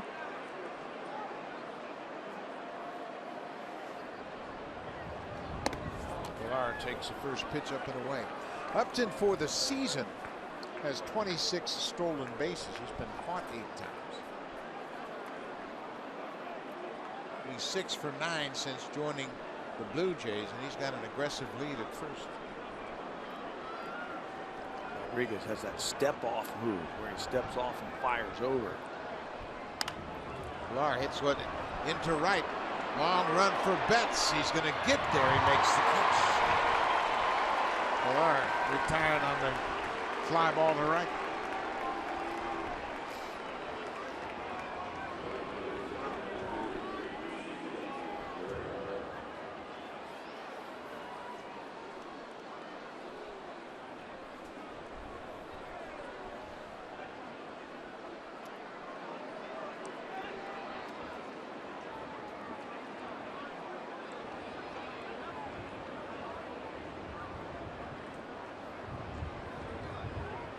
2 outs now for the number 9 hitter, Ezekiel Carrera. He was a strikeout victim his only time up. Take strike 1. Carrera struck out in the 3rd. Rodriguez had an interesting inning in that 3rd inning. He walked the first 3 batters and struck out Upton.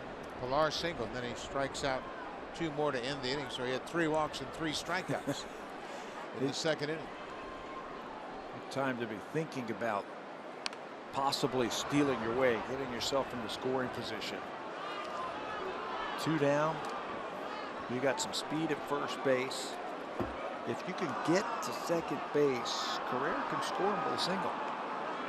If you get thrown out, Carrera leads off next inning. So if you're the Blue Jays, that's where you put the green light on right now for Melvin Upton. Say, go ahead. See what you can do.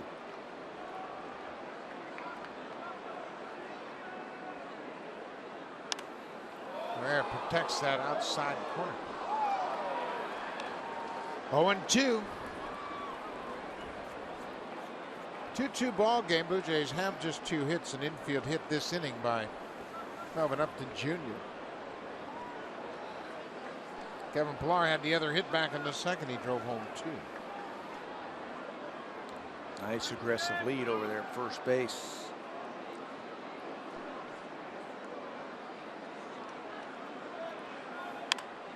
Another pitch fouled into the seats. One thing the Blue Jays might be concerned about is if Upton should happen to get thrown out, then you've got a left-handed batter leading off next inning. But you would think they might want to roll the dice anyway, given how tough runs have been to come by lately. Take a shot. Carrera can lead off. He can bunt. He can slash a ball by the 3rd baseman. He's in the hole right now, 0-2. He'd have a fresh count to work with if he did go. Not running. Outside. 1-2 now.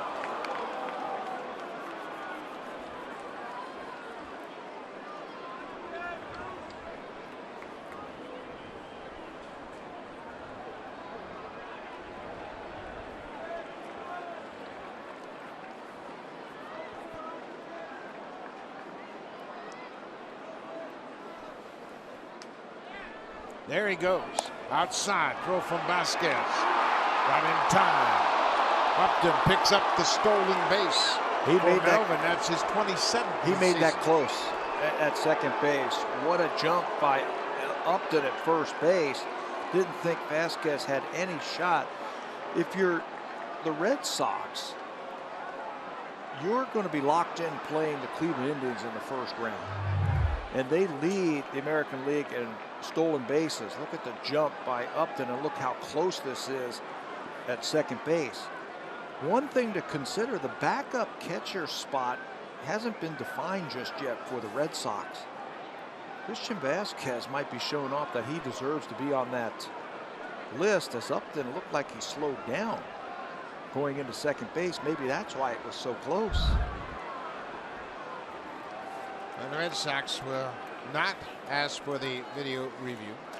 But their backup catching spot for the playoffs is up in the air. Maybe he's showing off that, hey, I deserve to be on that list, especially playing the Indians in the 1st round. He's thrown out 36.4% of the base runners. He's caught 8 of 22. Got a strong arm. 2-2 now to Carrera with Upton at 2nd. He strikes out. So the stolen base goes for naught. We'll go to the bottom of the 4th. It's still a 2-2 game here in Boston.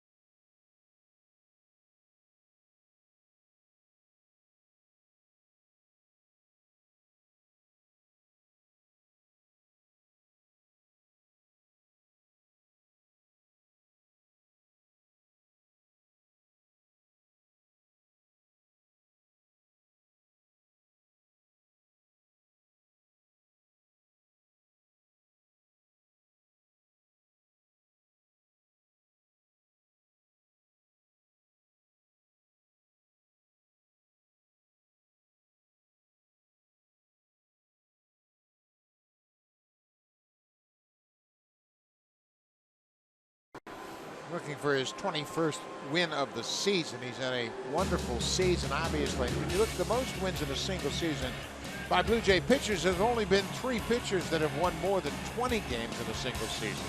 Roy Halladay with 22 wins in 2003. Roger Clemens in 97 had 21, and Jack Morris had 21 in that first World Series season in 1992. Jay thought he had it. We all thought he had it in his last game. He was in line for that 21st win. Blue Jays lost that game late. He's got a chance again tonight in his final regular season start. He has battled all year long. Just coming into his own.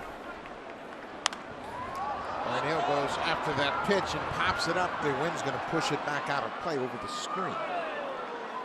Well, and when you really think about Jay Happ and what has happened with him, you know, he got hit a couple of times this year on comeback. It was once on the forearm, once in the butt. The other time down in Tampa Bay a couple of years ago, he got hit in the head. And that was a frightening experience to see Jay Happ take that comebacker off the bat of Desmond Jennings. And obviously, everybody was concerned about his well-being. And the final results was he hurt his knee more than he suffered any impact from the blow to the head. But he worked hard to come back from that. And boy, it's great to see him having such a successful season his first year back with the Blue Jays. And trusting his stuff. At times he would say that I'm overanalyzing things and trying too hard. He says I'm at my best when I just try easy. Just concentrate on making pitches. When I do that, good things are going to happen. You had a great conversation with him about the end of his run in Seattle and how that impacted maybe what's happened this season. Well, his last 4 starts when he was with Seattle, he said, I got my brains beat in. And by then it was like the lowest point. I can't get any worse than that. Let me start trusting what I have. It's a high pop-up being blown around. Travis stays with it and makes the catch. Aaron Hill's retired. That's happened before in the past in baseball, hasn't it? When a guy reaches a point where he says, you know, enough is enough. I'm trying too hard. Whatever happens, happens. And you clear your mind and you clear your thoughts and you just go out there and play the game. Oftentimes we make the kids' game so difficult where you try to overanalyze things, get too much information. Another thing that had an impact on Jay's season was watching the great left-hander of the Dodgers, Clayton Kershaw, pitch at Rogers Center earlier this season.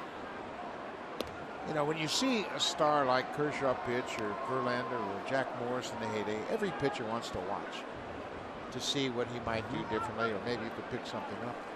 And Happ in that start said, you know what, I noticed Clayton Kershaw wasn't perfect. And you don't have to be perfect. That's the thing. When you try, this is an imperfect game.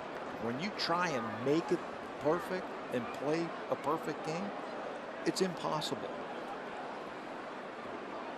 Pete Walker had a big impact in Happ's return as the pitching coach here. Vasquez fouls another one off. We asked Jay Happ about what is so inviting about coming back to the Toronto Blue Jays for a second stint with the team. He said, Pete Walker, in my first time with the Blue Jays, had my back.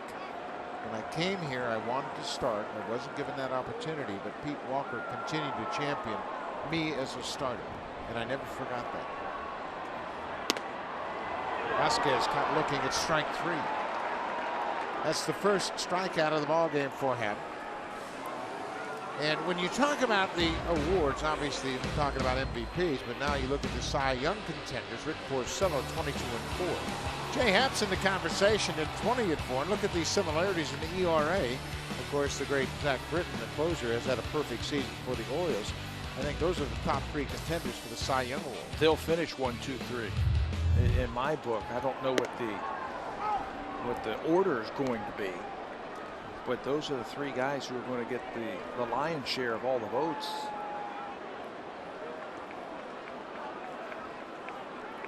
Dustin Pedroia.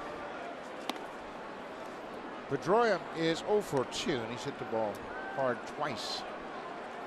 Sharp ground ball to second, a line drive to right.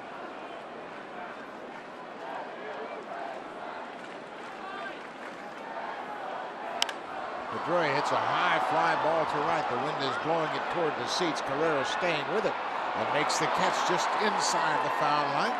That'll do it 3 up, 3 down. The Red Sox go quietly in their half of the fourth. It's a 2-2 game in Boston. Now time for a Blue Jays Central update. Here's Jamie Campbell and Greg Zahn in the Samsung broadcast.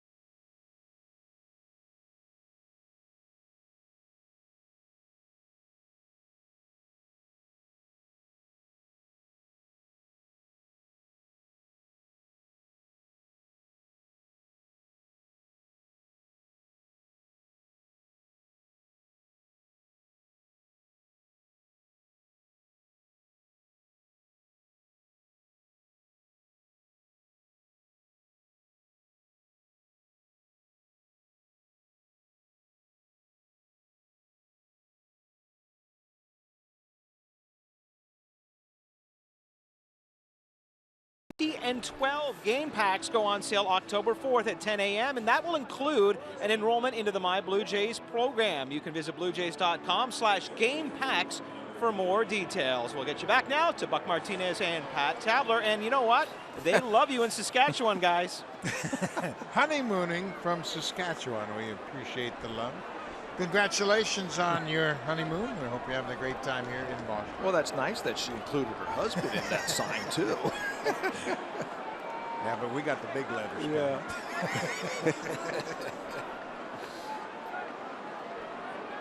We move to the 5th in this 2-2 game. Devin Travis, the leadoff man.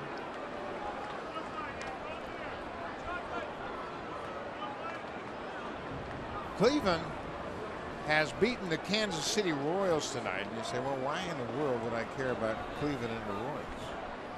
Well, Boston cares about Cleveland. They're trying to gain the home field advantage. Now Cleveland has 93 wins. That ties them with the Red Sox, and it's a head-to-head situation. Whoever has home field advantage is a big advantage in that division series. That series will start on Thursday. Yet to be determined where.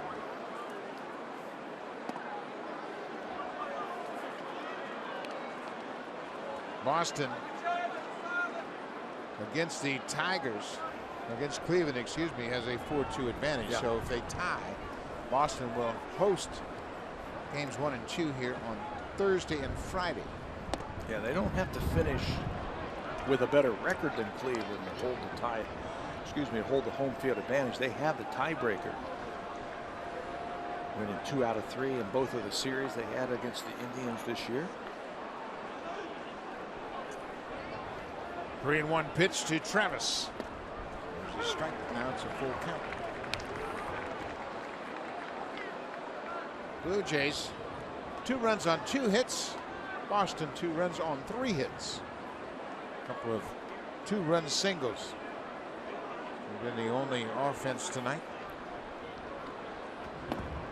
Travis called out on strike 3. He was on his way to first base. He was halfway up the line. Let's check in with Jamie Campbell.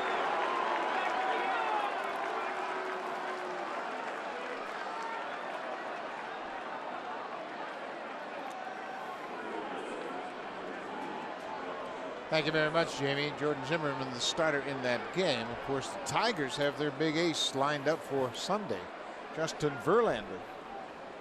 And everybody was thinking, oh, well, the Blue Jays can hold Sanchez back. The Tigers can hold Verlander back. There's no holding back anything right now. No, the game has a way of taking care of that, doesn't it?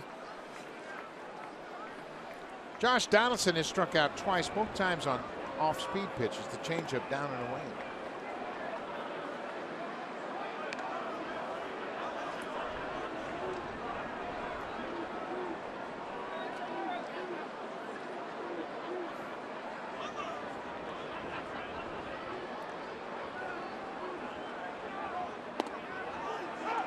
outside corner. Ball on the strike. Rodriguez has settled down. Bringing the rain. Well, he's already brought the rain. Now we need a home run or two. Yeah, bring the sunshine. Bring some warm weather. Yeah. There's plenty of rain to go around. Dial in right here. He's been throwing that changeup to him.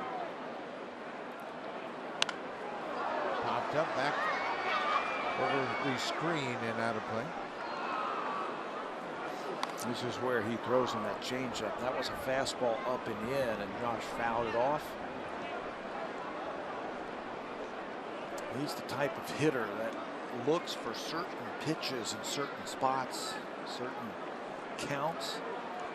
He's already been beaten by it a couple of times. Can he do that with 2 strikes? Sure. He's a good enough hitter. And Madison strikes out for a 3rd time. 2 strikeouts here in the 5th. 3 in a row for Rodriguez. He went upstairs that time with a fastball. Up and away. That's 8 strikeouts for the lefty. Now, he had 13 last time out in 5 1/3. It was against Tampa Bay.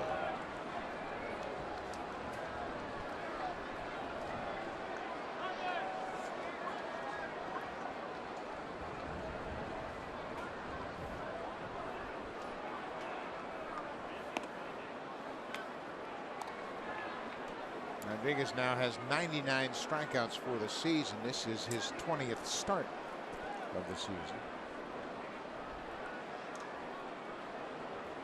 Edwin Encarnacion. Little chopper toward third. This is going to be a tough play for Hill. And it's not in time. An infield hit for Encarnacion.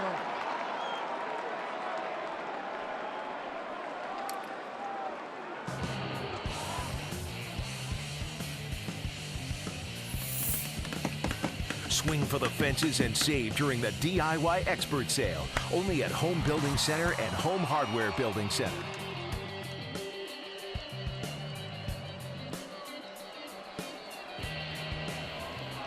The final weekend of the regular season for David Ortiz, his career coming to an end. 14 seasons with the Red Sox. They are honoring him all 3 days of this 3-game series. Tonight it was the sports franchises of Boston that were honoring the great career of David Ortiz. The Bruins, the Celtics, and the Patriots. All here at a pregame ceremony. Jose Bautista takes the first pitch strike. Jose this season has hit 6 home runs against the Red Sox. For his career, the home run last night, his 24th in this ballpark. He has 41 career home runs against Boston.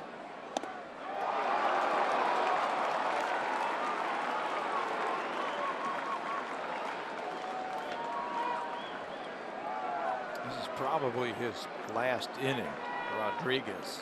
He's at 100 pitches now. He still has plenty in that tank. Went upstairs to get Donaldson for a strikeout. Got strike 2 on Bautista with a fastball. For another pitch up, it's 1-2.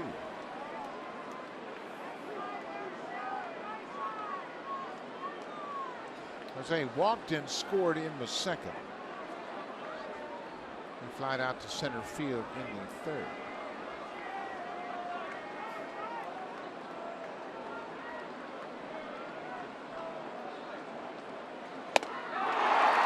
Rodriguez strikes out the side in the 5th. 9 strikeouts. Bautista is his 100th strikeout of the season. It's 2-2.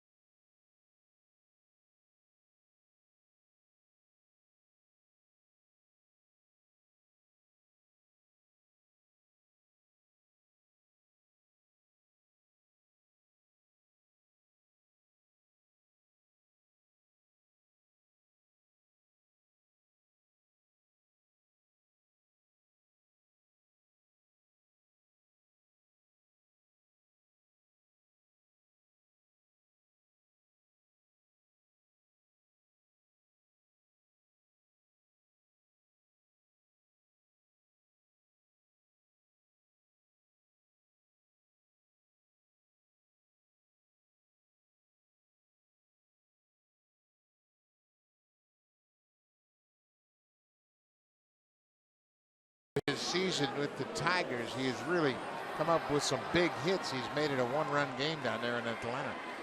For Upton, home run number 31, RBI number 87. He got off to a miserable start, didn't he? Detroit. Tell you what, Brad Ausmus did a good job with him. Remember, he sat him down for 3 straight days. He said, don't even think about it. Just clear your head. And when he came back after that hiatus, he came back swinging a hot bat. 2-2 ball game. We are in the bottom of the 5th. It'll be Bogarts, Ortiz, and Betts. You know, speaking of great managerial jobs, how about the job Terry Collins has done with the New York Mets? They clinched today, didn't they? Absolutely clinched today. The Mets, the playoffs. 5-3 over the Phillies. And the injuries, it's countless injuries. It's ridiculous how many players they have lost. And he just kept plugging away, kept encouraging his team. Curtis Granderson's had a big finish to the season, but with that depleted pitching staff, they hung in there and secured a postseason berth. Harvey, DeGrom, David Wright, Lucas Duda. I mean, the list goes on and on and on. Then under the microscope and the pressure of New York City. Yeah. You know, and now he's got them back into the playoffs. Terrific job. He gets my vote. Manager of the year in the National League. Over Joe Madden? Yes. Yes. Chicago's got a great team. Everything is falling their way. This is popped up and playable. Left side of the infield. Donaldson, the third baseman, makes the catch in fair territory. Bogarts is retired.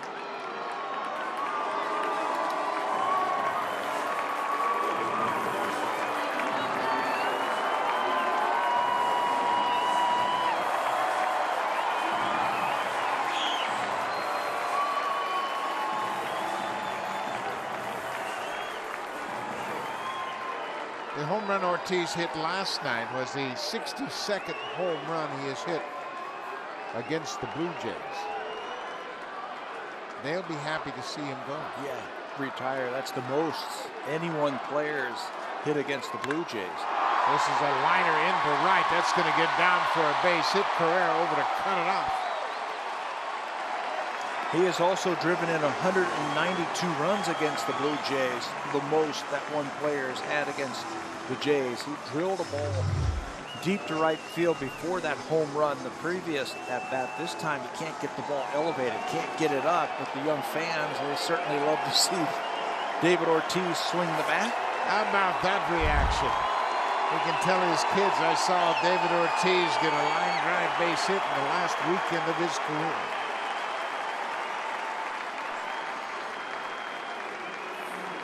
So Ortiz is out of the game in favor of the pinch runner. Travis Shaw takes over at first base. So Ortiz finishes up 1-for-2 with a walk.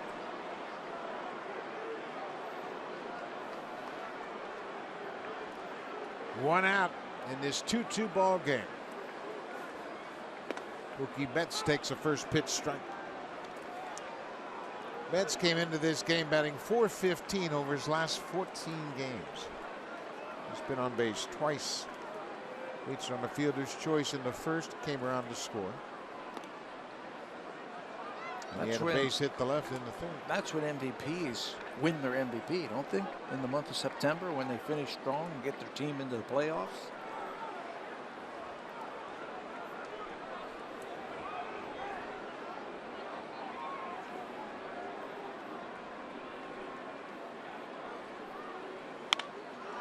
This is fly ball down the right. Long run for Carrera. He's going to get there. He makes the catch, and Mookie Betts is retired. 2 down. We told you before the game the franchises in this great city of Boston came out to honor David Ortiz, and that's none other than number 4. Bobby Orr, a great defenseman for the Bruins. Ray Bourque, number 77. Of course, iconic numbers in franchise history for the Bruins, and certainly Orr changed the way the defensemen were considered. Once he had scoring titles, he changed the game dramatically. But the Bruins, the Celtics, and the Patriots out to help David celebrate this weekend. Tomorrow, it's my understanding it'll be the teammates and the Boston Red Sox organization honoring David Ortiz. Andy Ramirez bounces it. Happ has it. Throws to first. Good inning for Jay Happ. 5 in the books here in Fenway. It's a 2-2 ball game.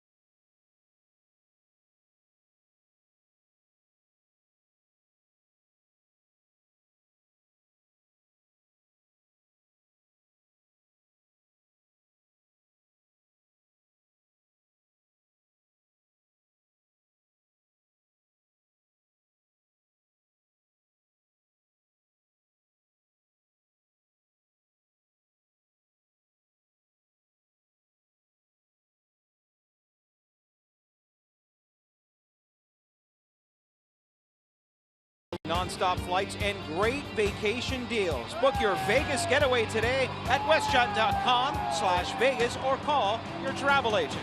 Back now to Buck and Pat. Thank you very much, Barry Davis. A cool night here in Boston. The temperature 13 degrees at the start of play. Eduardo Rodriguez has walked 4, but he struck out 9. He has now racked up 100 strikeouts for the season. This is his 20th start of the season. Remember, he started the season on the disabled list with a dislocated kneecap. But he's getting stronger and stronger as the season wears on from August till now. His ERA is just over 3.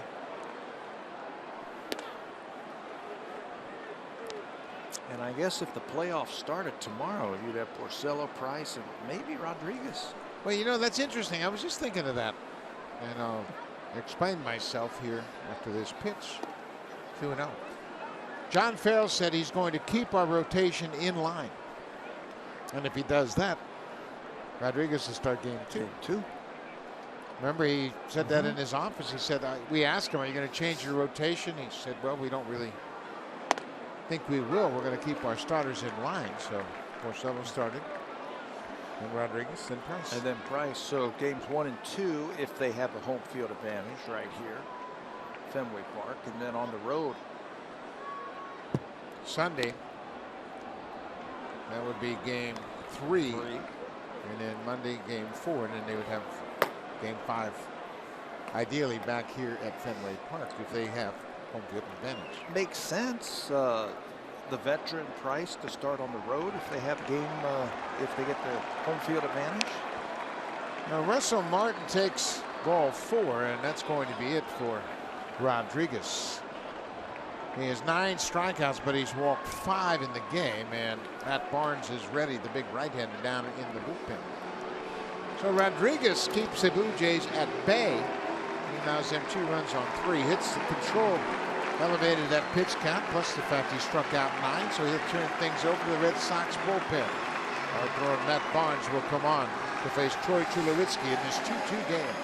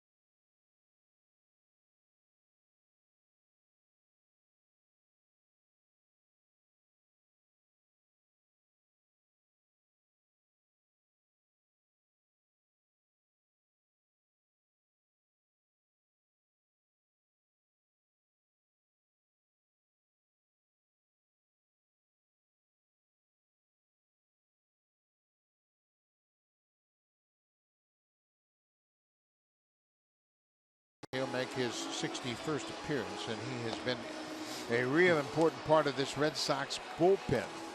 Barnes will be pitching for the second time against the Blue Jays. He's got a strong arm, and he has the ability to rack up some strikeouts. Former starter for the Boston Red Sox. Now he's in the pen throwing gas coming out of that bullpen. Former #1 pick. Hard fastball, hard curveball. That's how he gets a lot of his strikeouts. And he is on a nice little roll right now. He's allowed just 1 earned run over his last 10 appearances. So after the leadoff walk to Martin, Barnes gets Tulowitzki and Upton. Tulowitzki has walked and grounded out.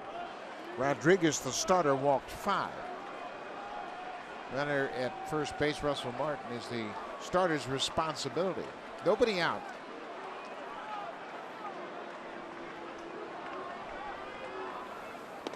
First pitch, breaking ball.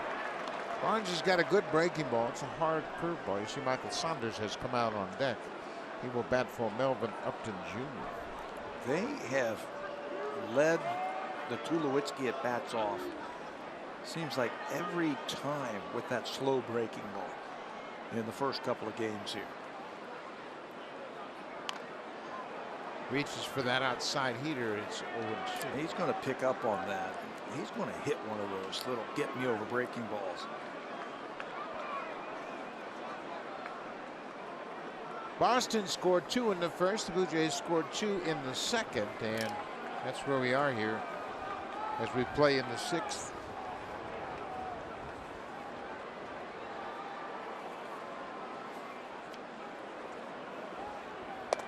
Upstairs.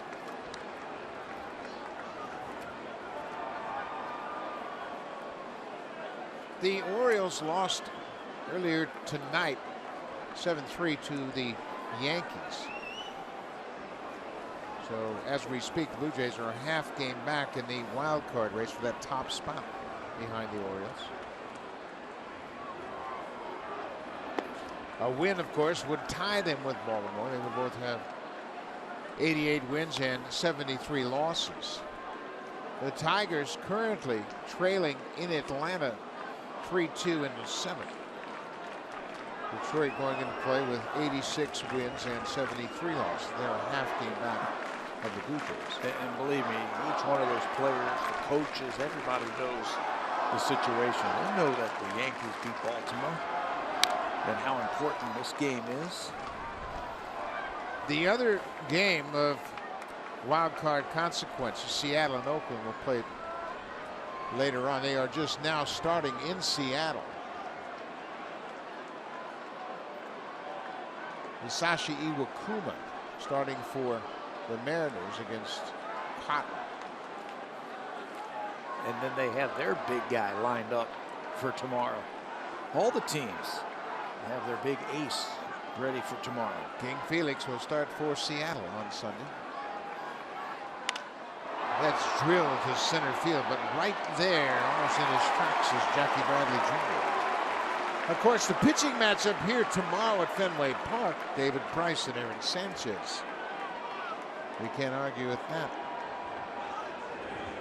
There was some talk earlier this week that if it got down to the last 1 or 2 games in Boston, and if the Blue Jays had secured the home field advantage in wild card, that they might start someone else, but now they need it. They need it tonight and they need it tomorrow. Michael Saunders coming off the bench to bat for Melvin Upton Jr. Upton had an infield hit his last time up, finishes up 1 for 2. Saunders as a pinch hitter this season 0 for 5. Michael batting .254.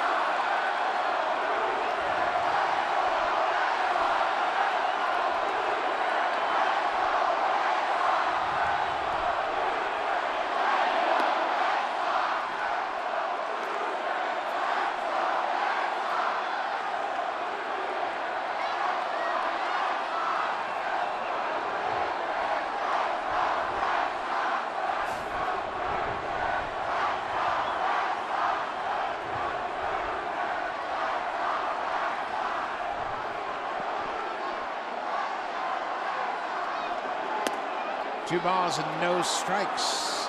Are we on a college campus somewhere This listening is to the awesome. fans? Awesome. What a great atmosphere. On a cool night, the fans are into it. Having a good time. Competing with one another. And she's happy about it. Now they need a base hit.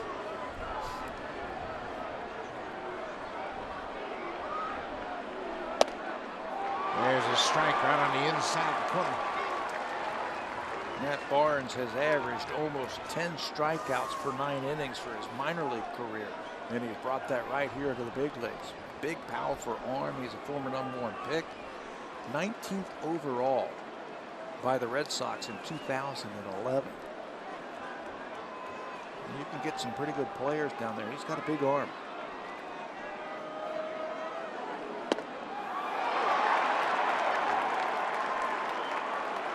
Two balls and 2 strikes to the pinch hitter, Michael Saunders. 6th inning.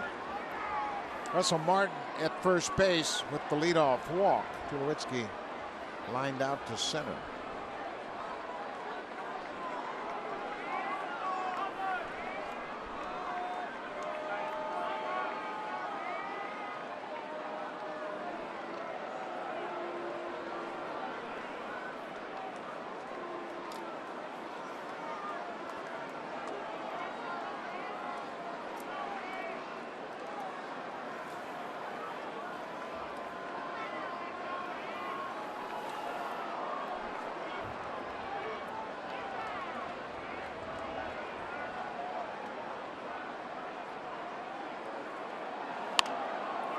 Well, they're staying inside on Saunders. That ball really tied him up, and he's able to foul it off. Teams will try and throw that slider then under his hands. There's a tendency to swing over the top of it after they've pounded him inside time and time again. Some teams will go up in the strike zone against Michael Saunders. Some teams will go in. We have noticed that the Red Sox really pitch him in.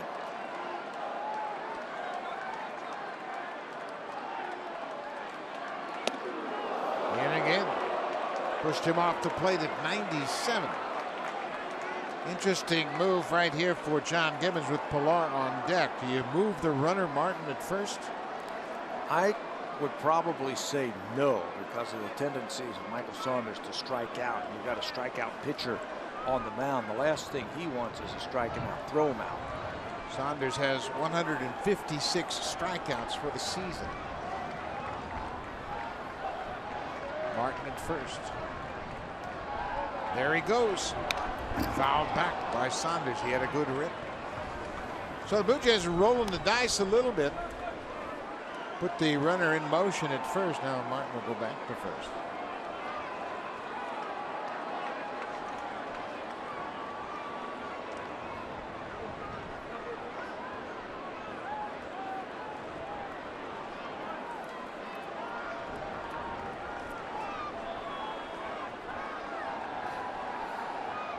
Martin with another good lead. There he goes. Another foul back to the screen. Another pitch on the inner half. Vasquez can really throw too. So Upton stole a base on him back in the 4th, but he made a strong throw. You're gambling. John Gibbons and DeMarlo Hale and the Blue Jay brass right there. You're gambling that Saunders is going to put the ball in play. And you're also hoping that if he does put it in play, he can split one of those outfielders and Russell Martin can score from first base.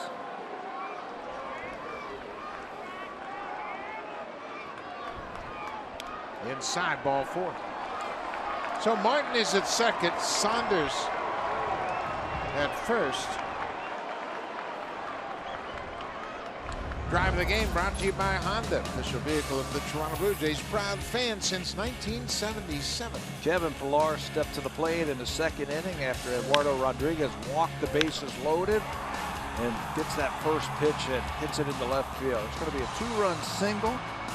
Blue Jays were down by 2 at the time. Pilar's hit, tonight's drive of the game, tied it up with that single to left field. He now has 52 RBIs on the season. And a chance to pick up some more right here. First in, second, 1 out.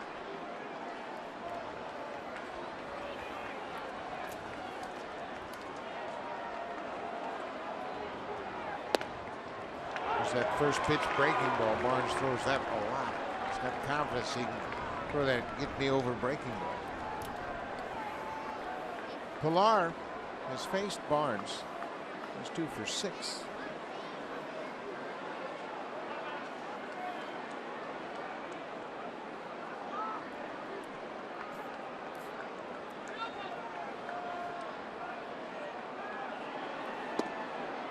Inside.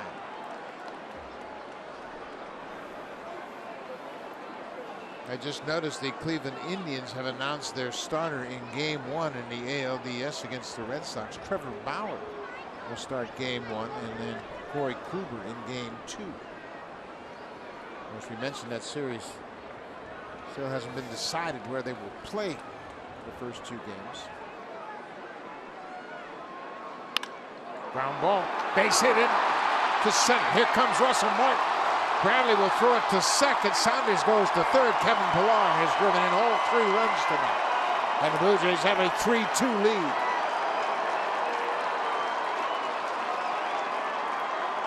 They were cheering hard this inning to get something going. And Kevin Pillar is going to deliver.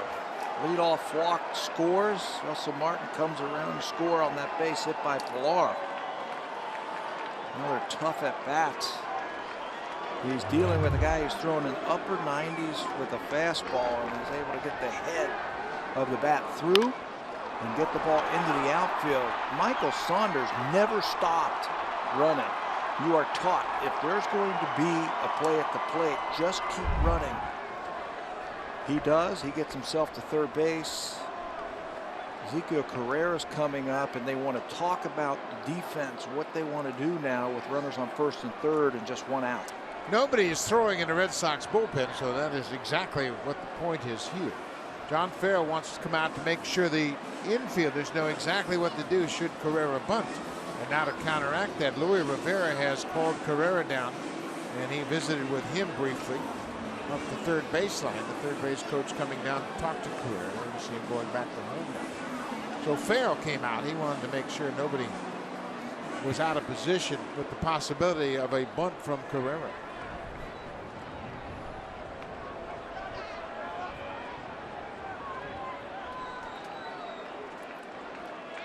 Carrera has struck out both times tonight, those against Rodriguez, the lefty. He bunts it up the first base line, but that's going to be foul. That is such a good play and so hard to defend. If you get the ball down in fair territory, Saunders timed it perfectly. Yeah, you know what? You can't defend it. We've saw for years the Tampa Bay Rays run that to perfection. A couple of things happen. You get a run in, and you also get the runner at first base into scoring position for the leadoff man. So it's a great play. The runner at first base, it's got to be held by the first baseman. That's why you want to bunt it up towards the first base line. Saunders read it perfectly. That's Joe Kelly starting to get loose. They might do it again. Boston thinks that's a possibility. Pedroia at second is really shortened up. Watch where Pedroia sets up here. The second baseman, he's not going to go too deep. He is taking that bunt away. At least he's trying to take the bunt away. So that certainly limits his lateral range, but he's guarding against the bunt. And he squared the bunt. Well, Pedroia is charging in from second, and that's a little bit of an adjustment we're seeing around baseball where the second baseman will come in. He's got better hands generally than the first baseman, so he's going to charge in should there be a bunt between the mound and first. Saw Joe Madden use that with the Chicago Cubs and Javi Baez, where the second baseman comes in. He's got a better angle at fielding the ball and throwing home if that's where they want to go. Luis Rivera came down and said something to Carrera. Maybe they take it off. They see the second baseman cheating like that. Maybe they take it off and let him swing away. Swings away and fouls it back. That's exactly what they did. Now Pedroia will back up into a double play depth. 1-2, 1 out. Saunders at third, Pilar at first. Now Pedroia shortens up again. Interesting.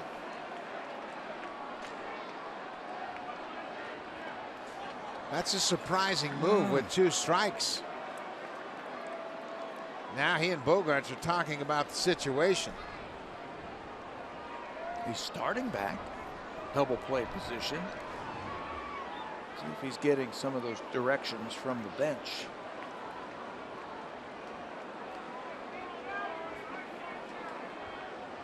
(3-2) Blue Jays lead it. Pedroia now stays back at double play depth. Ground ball to Pedroia.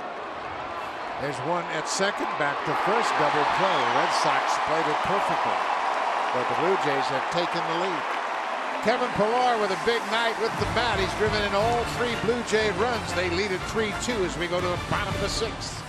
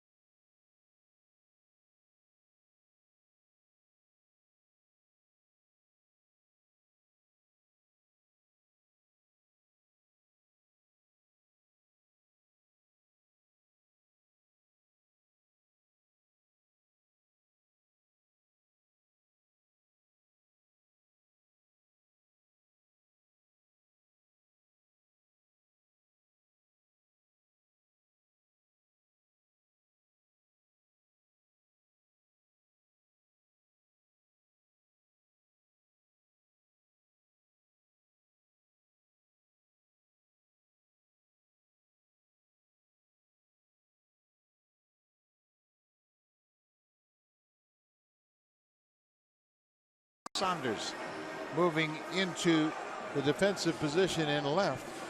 He came in as a pinch hitter for Melvin Upton Jr. Well, Blue Jays have the lead. Jay Happ once again doing his thing, looking for his 21st win of the season. Pitching his team deep into a ball game with a chance to win on a night that's been miserable for the pitchers. Trying to grip the baseball, trying to throw it for a strike, trying to hit your spots. He's given up 4 hits and 2 runs. Fly ball into shallow right. Carrera coming in quickly, and he makes the catch. Chris Young is retired. Young drove in the Boston runs with a 2-run single in the first.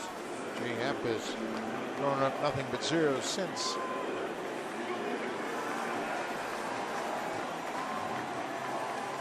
The Red Sox are a dangerous team late in the ball game. The Red Sox were trailing after 5 innings in 6 of their last 12 wins, including 4 of their last 5 wins here at home. Well,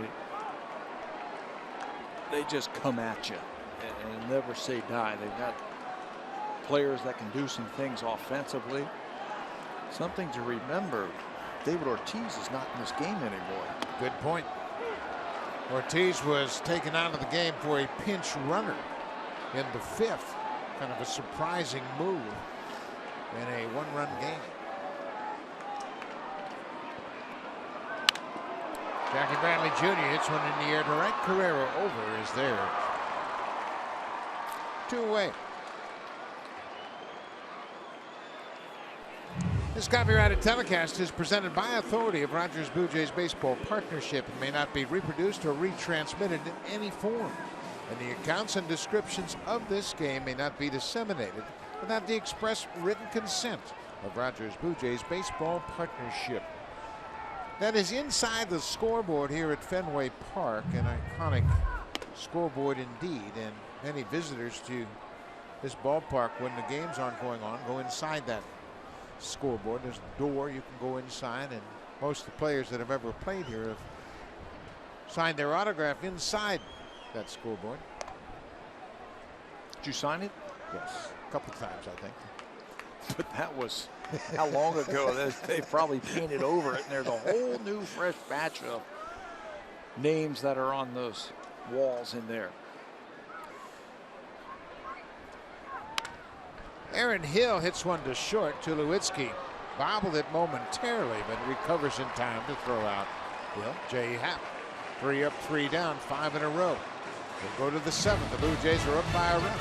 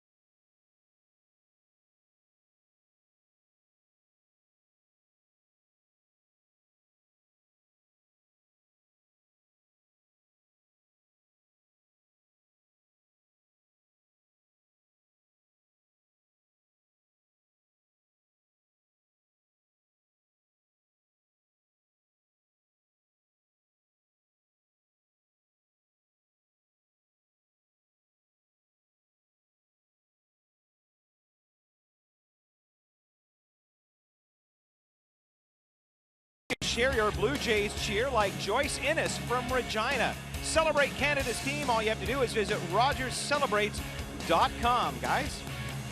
Thank you very much, Barry Davis. It is a cool night here, and you can see the bases have a special acknowledgement of this final series. Let's sack some Blue Jays at Fenway Park. New pitcher for Boston will be Joe Kelly, or throwing right-hander. Former starter Joe Kelly is now in the bullpen. He's 4-0 with a 545 earned run average. He's got a terrific arm. He can hit triple digits with his fastball. The problem was trying to work through the lineups 3 times as a starter. They put him in the bullpen to add some power back there. He was charged with his first blown save earlier this week in New York when he gave up a grand slam to Mark Teixeira. Devin Travis batting in the leadoff spot tonight. He's gone 0 for 3 with a couple of strikeouts. 7th inning.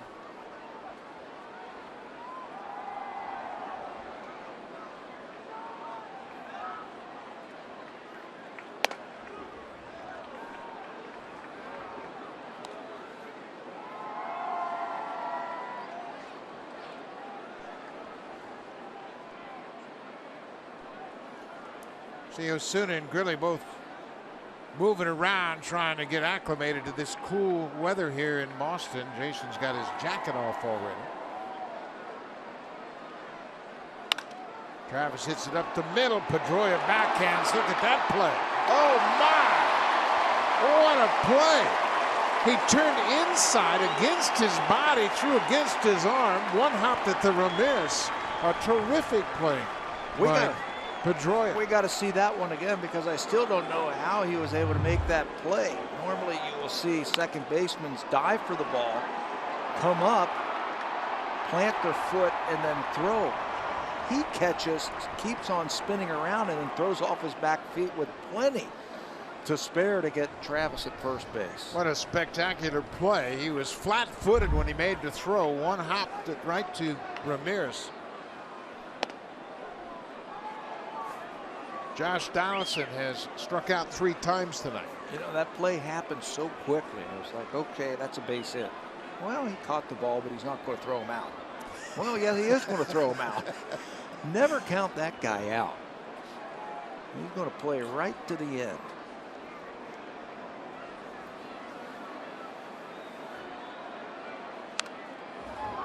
Devin Travis has always talked about meeting Dustin Pedroia and admiring his game. Of course, stature, there are lots very similar. I don't know if he admires him as much after he took that hit away from him. That looked like a sure base hit, didn't it? The center field. He never gives up on a play. He plays it all the way through.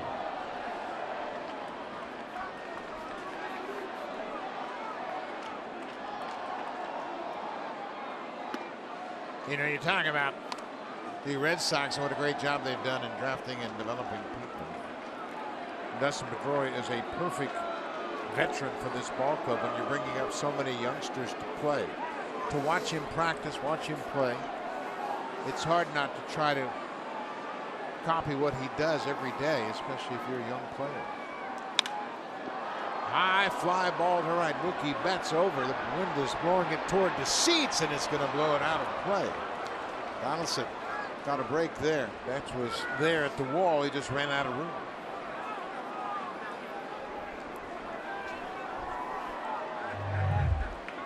Joe Kelly with a breaking ball. And we've seen now a couple of times over the last 2 nights Josh go down to that one knee, having problems with the hip. He's had no problems against Joe Kelly. 12 for 20 with a couple of home runs.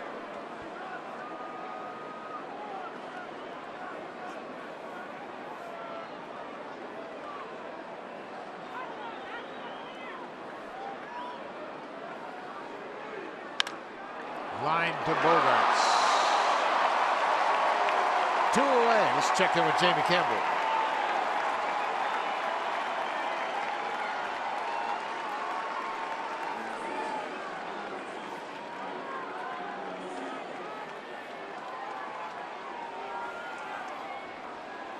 Swanson is one of those good-looking young players that Atlanta has gathered, and they're trying to look forward to the future. There's Jason Grilli loosening up. Donaldson lines out to short. 2 good defensive plays by Boston here in the 7th. Pedroia at second and his double play partner Bogarts. 2 hard hit balls that could change the complexion of this inning. Made by the middle of the diamond. One by Pedroia, the other one by Bogarts.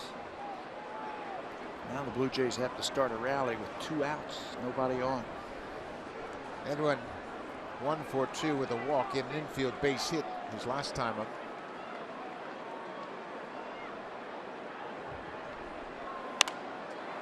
A good cut at that high fastball.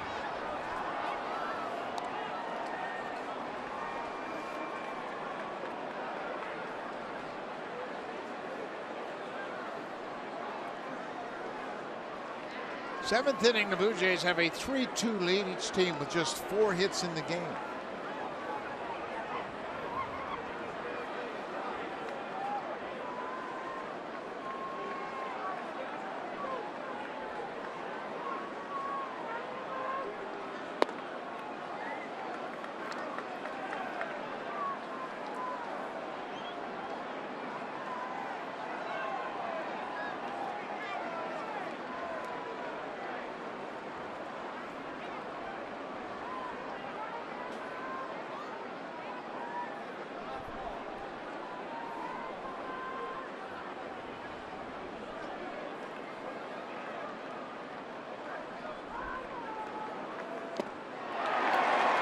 zone strikes out. Kelly retires the side in order with the help of some fine defense behind him up the middle. Pedroia and Bogarts. They go to the bottom of the seventh. 3-2 Blue Jays.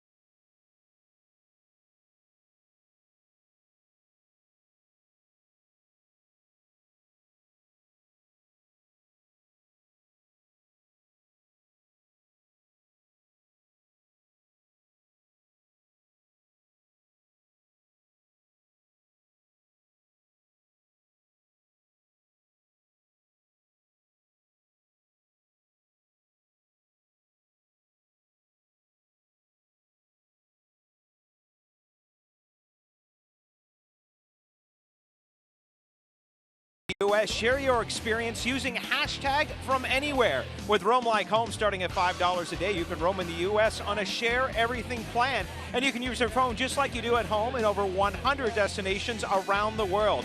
Go to Rogers.com/roamlikehome for more info. And guys, I can very happily report fans can now safely take their phones out of their pockets now because the rain has finally stopped. We can see there's no more mist and it is finally drying.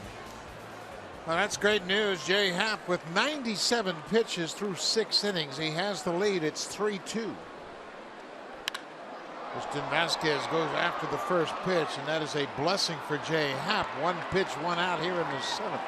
This might be the biggest inning of the game for the Blue Jays. You get that first batter out. Now you got Pedroia, Bogarts, and Travis Shaw for Jay Happ. John Gibbons has said, with no Joaquin Benoit, I got to push my starter just a little bit more. This might be the inning where he has to push him through this inning.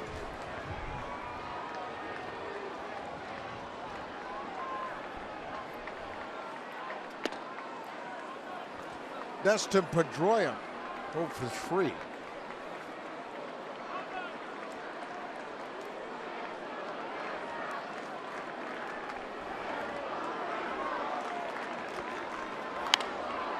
Pops it up. Boy, Happ has been good with that fastball ever since he got through that first inning. He had 3 walks in the first inning. He was obviously having trouble. And if you're just joining us, it was raining in the first inning. I mean, it wasn't mist. It was rain. It was 13 degrees. It was breezy, and Jay was uncomfortable and walked 3 and gave up the only 2 runs he's allowed tonight.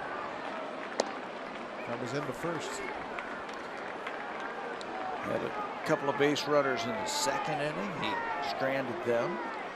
Another base runner that he stranded in the 3rd inning.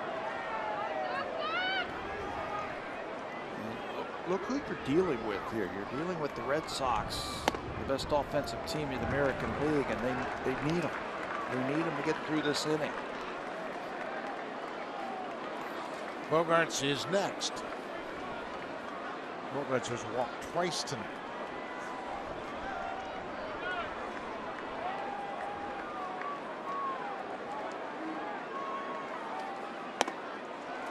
Pedroia draws a walk. That's 5 walks issued by Happ, and now here comes John Gibbons. He makes the call to the bullpen. He had Jason Grilli ready, and Happ walks Pedroia to start the 7th.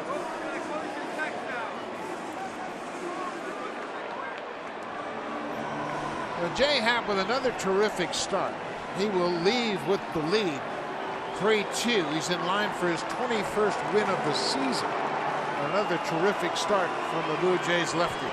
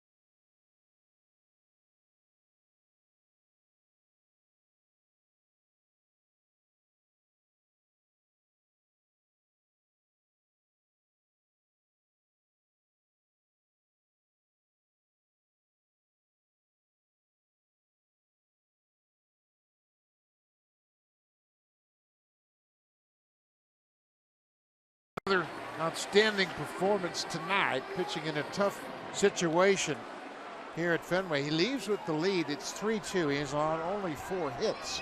And now he'll turn things over to the bullpen, Jason Grilli, the first out for the Blue Jays. Trying to piece this through the 7th inning. Jason usually pitches the 8th inning for the Blue Jays. Last time out 3 days ago, he picked up a whole 2/3 of an inning versus Baltimore. Gave up a couple of hits. Big situation in the game right now. You're facing the best hitters that Boston have. Xander Bogaerts takes the first pitch, breaking ball.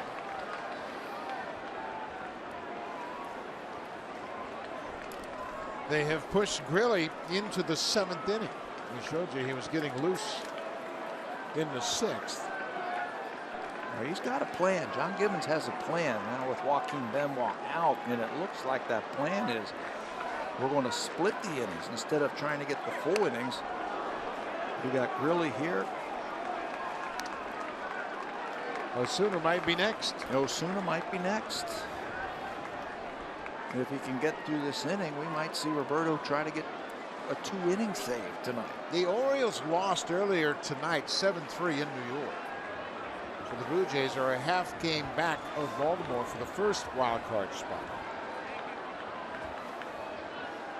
There's a breaking ball strike. It's 2-1. Detroit, on the heels of the Blue Jays in the wild card race, they are losing in Atlanta 5-2 in the 8th.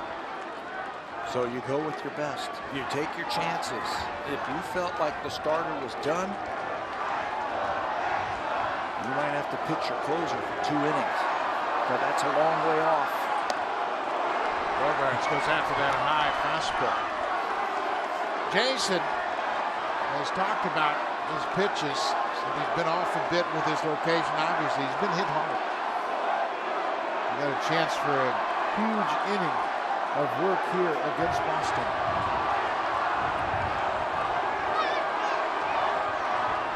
One out. Pedroia at first.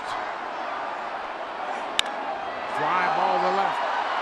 Saunders is over in front of the wall. Jumps and makes the catch. Pedroia was around first. They got a shot. Klunowitzki decides not to throw it. Pedroia had gone around second. He retagged the base. And Bogaerts is retired. A nice play by Michael. Saunders in left. Just into the ball game last inning. Saunders came in the 6th inning and he got right up against that wall. When you play left field here, you got to make a quick decision.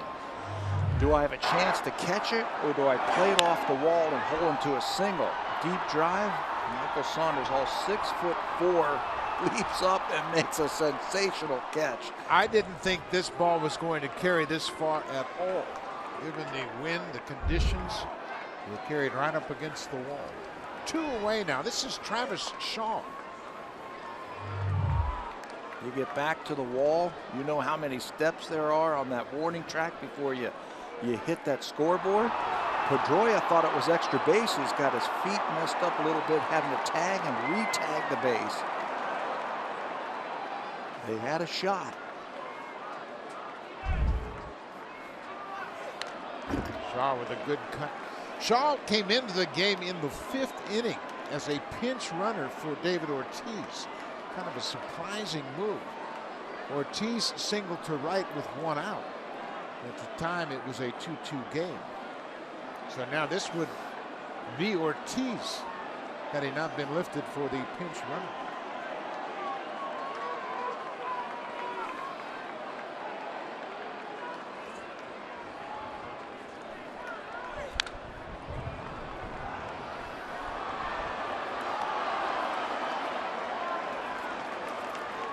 Grilling facing Shaw for the first time. Michael Saunders made a nice catch out in left field. Saunders came into the game as a pinch hitter in the 6th, batting for Upton.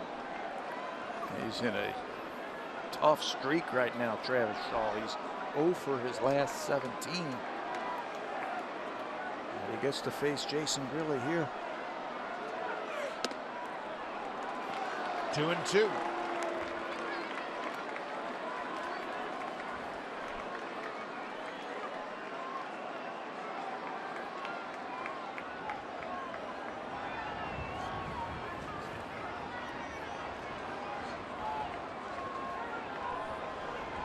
Red Cease is standing by ready in the Blue Jays bullpen.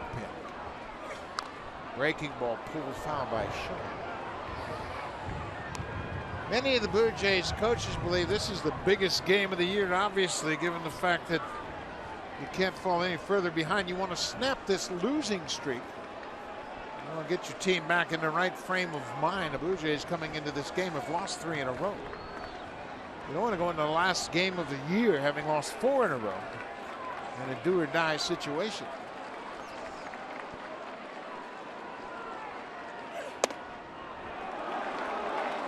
Just up out of the strike zone. 3-2. Pedroia at first will be running. Watch the lead here.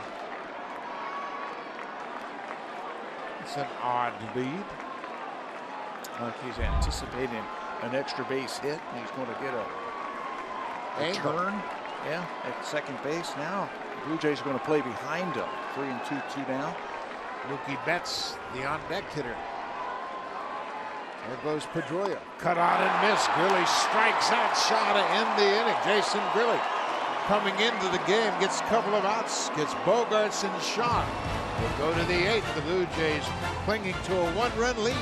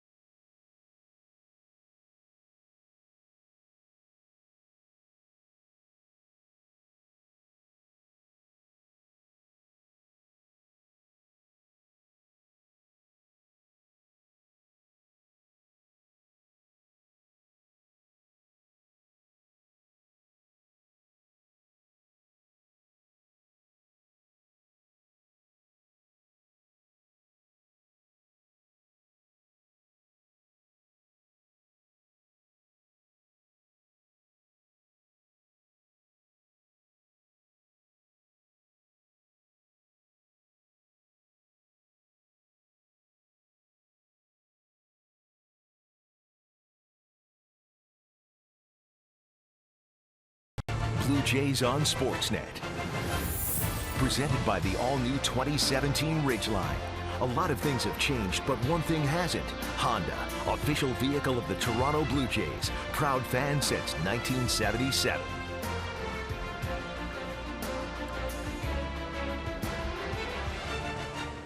Jason Grilli gets 2 big outs to close out the Red Sox in the 7th. He gets Bogarts to fly out and strikes out Travis Shaw, the DH. Jose Bautista, he walked and scored in the 2nd. He's 0 for 2 tonight. Blue Jays have 4 hits, same for the Red Sox. Pitchers have had the upper hand tonight.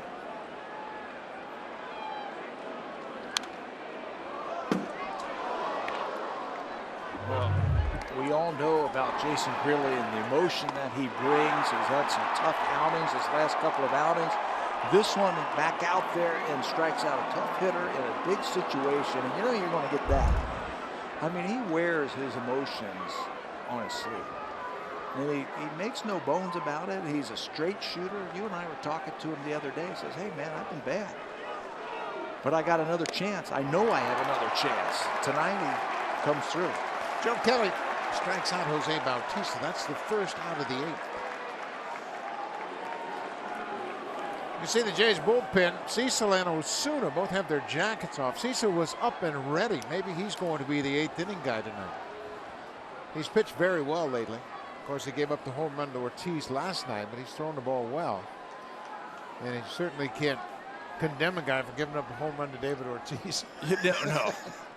He's done that 500 and something times to pitchers. You know what you can do as the manager, instead of giving a guy a full inning, you give him 2/3 of an inning. You could start an inning and then you can go to Cecil and then you can have Osuna try and get 4 or 5 outs. I mean, there's different ways that John Givens can play this.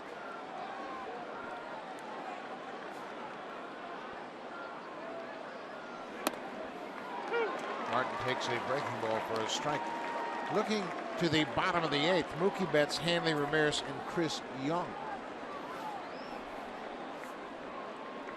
I don't think we're going to see Jason Grilli come back. He got his 2 guys. I think they will be satisfied with that. And he hasn't bridged innings earlier this season with the Blue Jays. He hasn't finished an inning, one and come sat back down, and then came back out. But these are desperate times. They call for desperate measures. There's no tomorrow. You piece it together, if you will. A lot of conversation going on in that Blue Jays dugout. Kelly with another strikeout. That's 3 in a row. You got Encarnacion, Bautista, and now Russell Martin. 2 outs in the 8th. Rodriguez had 9. Matt Barnes did not strike out a batter. Now Joe Kelly with 3. That's a sharp breaking ball. That's why they moved him down into the bullpen, because it plays better. The stuff plays better coming out of the bullpen for an inning or 2. Kelly was a starter for the St. Louis Cardinals before coming to the Red Sox, so Tulowitzki has faced him quite a bit. He is 0 for 9 against Joe Kelly.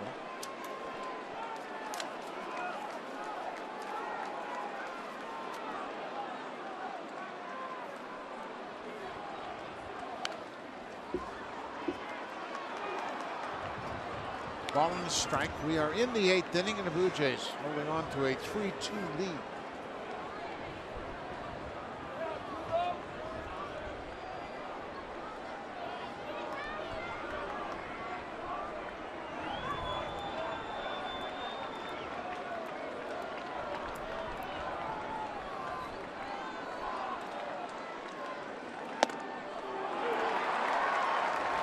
Breaking ball in there for a strike. It's 1-2.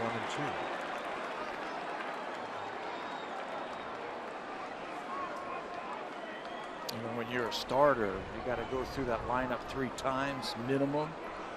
You need 4 pitches. When you go to the bullpen with an arm like this, you can go fastball, slider, and just cut down what you throw and just give it all you got for 2 innings or 1 time through the lineup. This looks like it might be a better fit for him. Tulowitzki with a 2-2 count.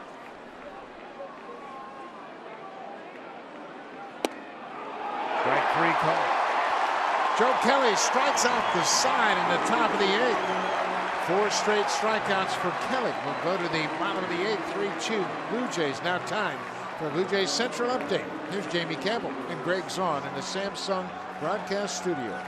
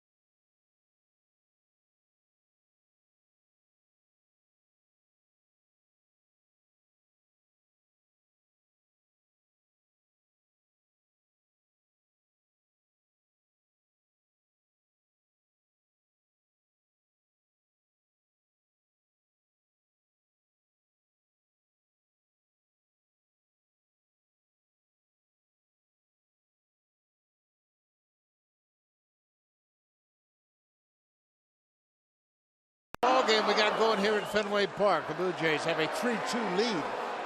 They get some help from the Atlanta Braves as they close out the Tigers 5-3. Jason Grilli coming back to start the 8th. He got the final 2 outs of the 7th. And now he'll deal with Mookie Betts.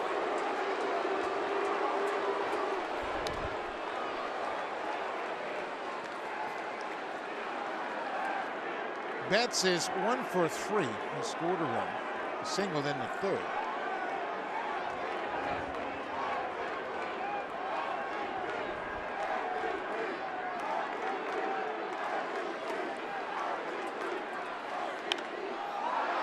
Check swing, base hit down the right field line. Betts can run. Herrera trying to dig it out, couldn't come out cleanly with it. And Mookie Betts has an excuse me double down the right field line. He tried to check his swing on the high fastball. It's his 42nd double. That leads off the bottom of the 8th. Wow. Sometimes it's not fair. Check swing doesn't go right at somebody. It's not a weak grounder. He hits it over the first baseman on a check swing and has a leadoff double. Cuts that corner there and makes it easily without a throw. So Betts represents the tying run. Hanley Ramirez has gone 0 for 2 with a walk.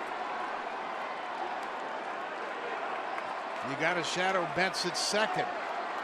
He can run. He's got 26 stolen bases.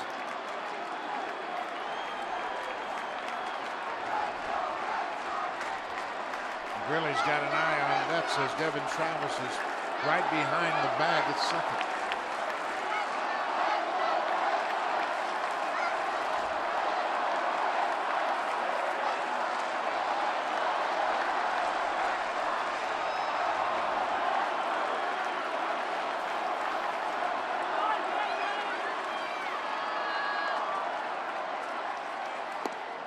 Breaking ball missed down and away.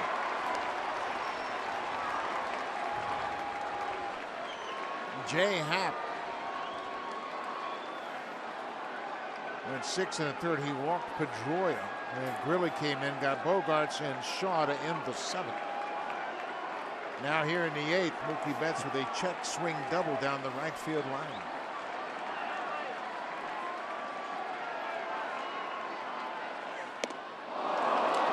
He wasn't looking to try and tie it up. He was trying to put the Red Sox ahead. So much has been said about David Ortiz and the season that he has put together, and Mookie Betts. Hanley Ramirez might be the most underrated player on this team, and all he's done is drive in 110. Nobody talking about him. 29 home runs and 110 driven in. He's hit nearly 300 with runners in scoring position.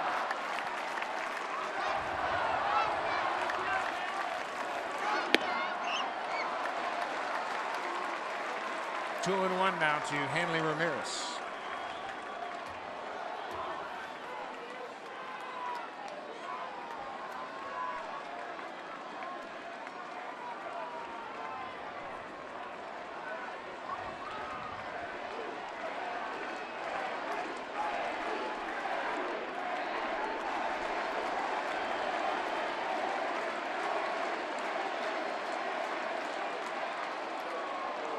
Keeping an eye on Mookie Betts. Mookie Betts is not very far off the bat. It's just a step and a dive back to second base. Well, Travis can stay behind the bag because Hanley Ramirez is a pull hitter. Yes. So he can stay there. He can give some ground if he wants to. Cecil and Osuna standing by, ready down in the Blue Jays bullpen.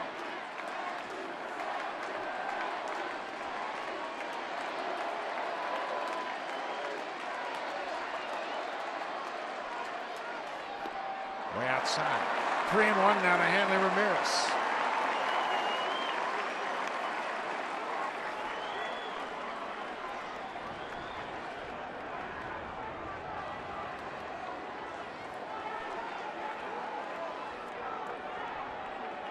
Pete Walker, John Gibbons talking about the options.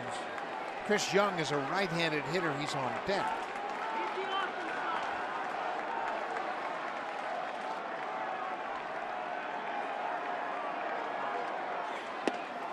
Threw him a breaking ball, got it in there. Yeah, you can't serve a fastball in there, and Jason's got a lot of confidence in that breaking ball.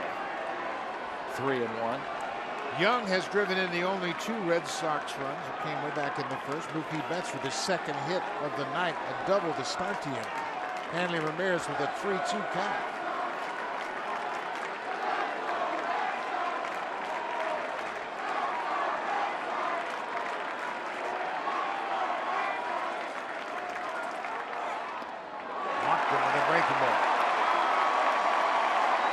So now the Red Sox have the first move. Chris Young is the batter, really is the pitcher, and Gibbons has come out and made the call for Osuna.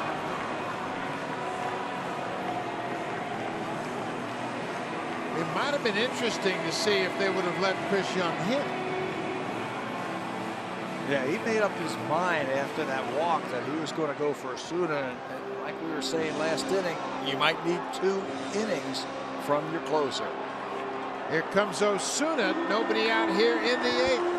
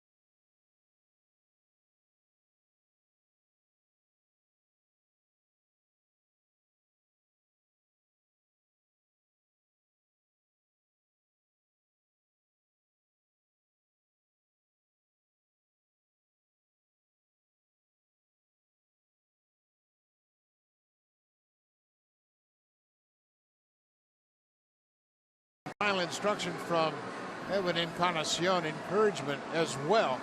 Possibility of a bunt now with Osuna into the game. His 71st appearance of the season. It's been a terrific season for Osuna. But now he will be facing a pinch hitter. Chris Young was the scheduled batter. John Gibbons made the first move, and he went out and he made the pitching change. And then when the right-hander Osuna was summoned into the game, the Red Sox countered with Brock Holt.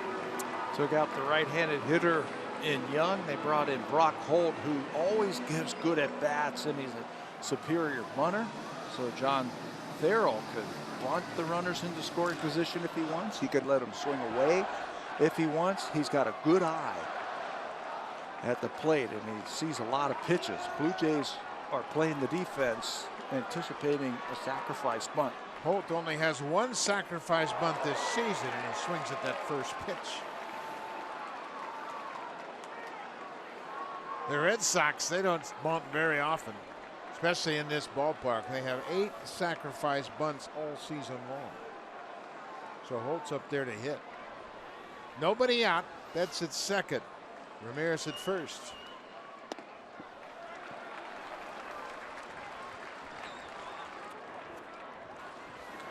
The Orioles have lost tonight.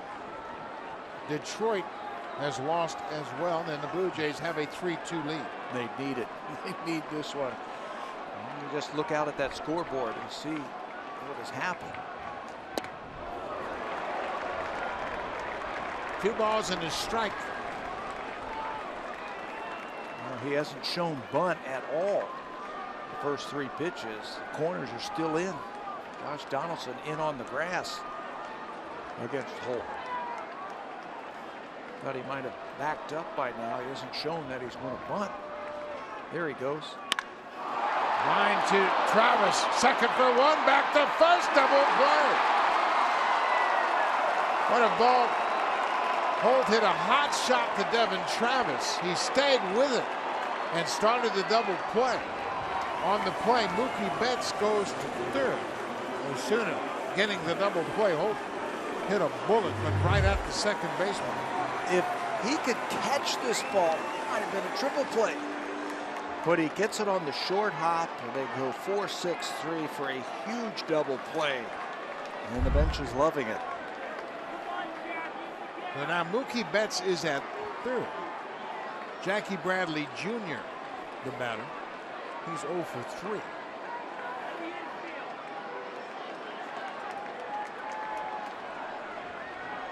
Two outs.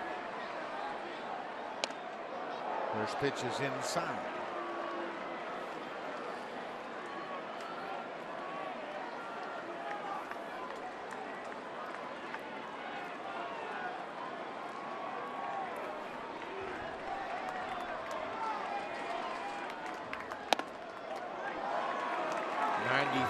At a ball. It's 2-0. This is great stuff, isn't it? What a ball game. Another close game. So much on the line for the Blue Jays. That's a strike. Didn't get the call.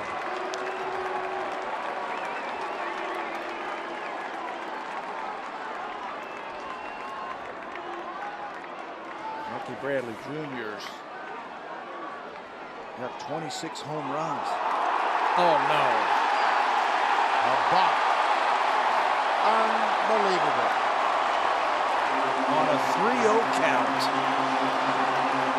to Jackie Bradley Jr. Now John Gibbons wants an explanation here. He's going to come out and ask him what's going on. Unbelievable. Quinn Wolcott, the home plate umpire, trying to explain a 3-0 count. 3-0 count, and he calls a balk. Let's see what he did. Osuna is set there. That's clearly a balk. That's a balk. Osuna began to get into his set position, committed the balk, and Mookie Betts comes in to tie it.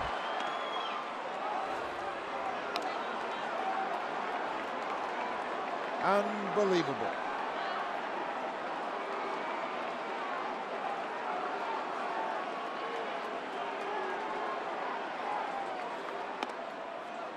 Strike two. The Blue Jays have had some unbelievable plays in games for them that have cost them games this year. A bases loaded walk in extra innings, a pass ball in extra innings, a base runner hit by a ball to end the game. That ended the ball game. A takeout at second base that ended the game. And now on a 3-0 pitch, some confusion on what he was going to do on that pitch. Runner at third base, 2 outs. They just got the huge double play, and then he started, and then he stopped, and that's clearly a balk. Mookie Betts called the attention to the umpires. Ground ball, Encarnacion dives for it, shovels to Osuna, and that'll end the bottom of the 8th. But the Red Sox score the tying run on a balk by Roberto Osuna. Will go to the 9th. It's a 3-3 game.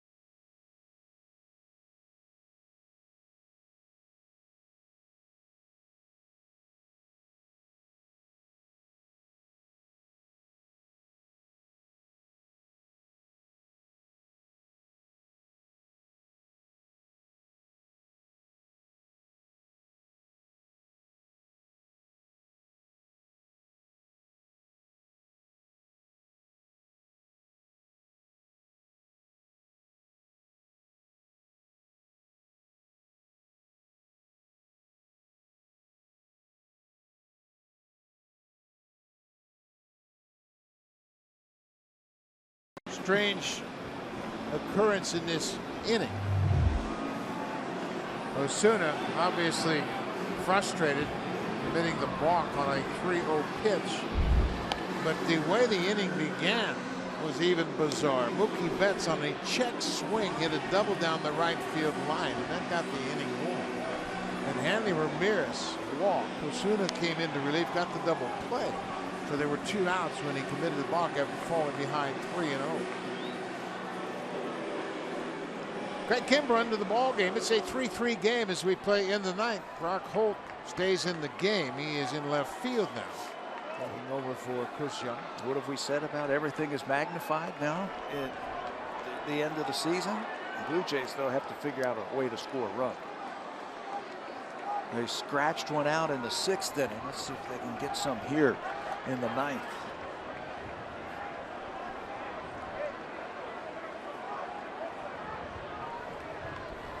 Michael Saunders came into the game as a pinch hitter in the 6th and walked.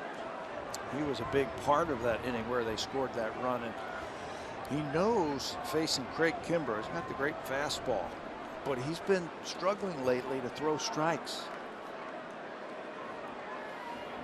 Work him over. Yeah, he had a real bad outing in New York on their most recent road trip, and he just didn't have command of fastball. He couldn't throw for a strike. Kimbrel picked up the save in last night's ball game, but he walked a couple of batters in the 9th inning.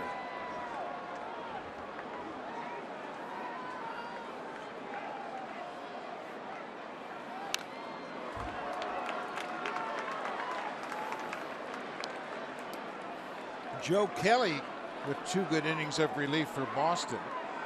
A perfect outing. 6 up, 6 down, and he struck out 4.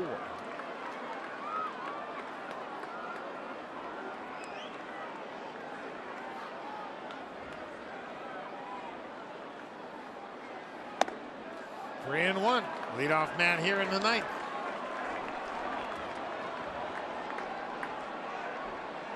Kevin Pillar, he's driven all 3 of the Blue Jay runs tonight. He's on deck.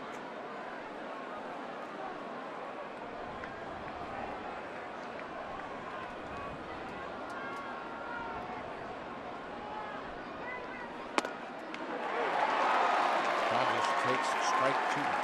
That's okay. That one looked like it might have been off the plate, but you got to take a strike there. You can hit 3-2 just as easily 3-1.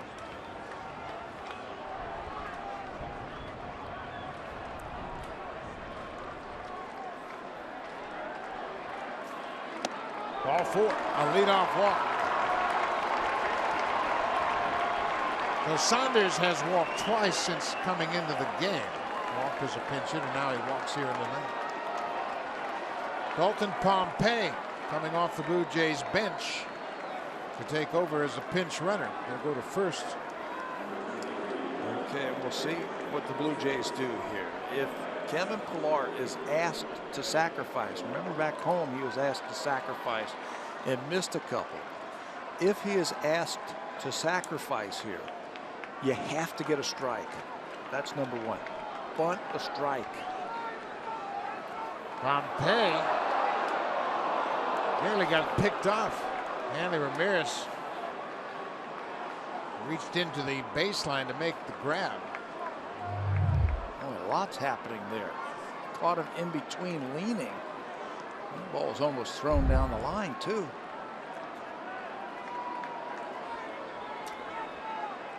Kevin Pillar, he's 2 for 3 with 3 RBIs tonight. Pillar squares the bunt, and bunts a beauty. Kimbrel comes off the mound, throws to first. Pedroia is there. And the Blue Jays have a runner in scoring position. Pompey moves to second. Great bunt by Pillar. Couldn't roll it out there any better than that. Remember, the guy's thrown in the upper 90s. He got a strike, laid it down perfectly, and now the go-ahead run is in scoring position. Well, what a game back and forth. And this is a typical Blue Jays Red Sox ball game. 3-3 game. Blue Jays lost last night 5-3. The Red Sox scored 4 runs in the 7th. Red Sox tied it up with a run in the 8th here tonight. Ezequiel Carrera 0 for 3 with a couple of strikeouts. He also grounded into a double play.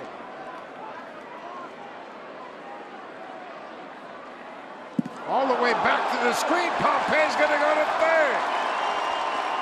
Wow, what a break for the Blue Jays. Kimbrel airmailed it all the way back to the backstop. And he can move up to third base.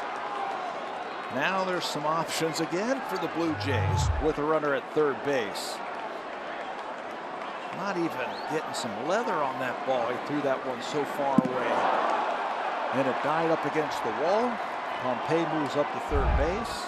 Now the infield's going to come in. You know they're looking for the bunt here. Zeke had a runner at third base, less than 2 outs his last time up. Tried to bunt a couple of times to get him home. Was unsuccessful. Ended up hitting into a 4-6-3 double play that ended that inning. Now he's got him at third base again.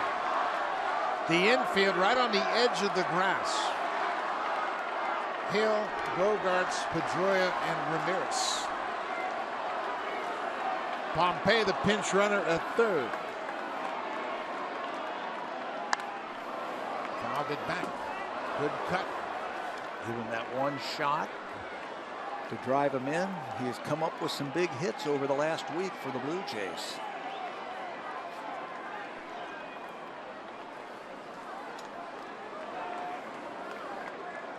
Kimbrel, as Pat mentioned, had 2 walks in his inning last night. He picked up his 31st save.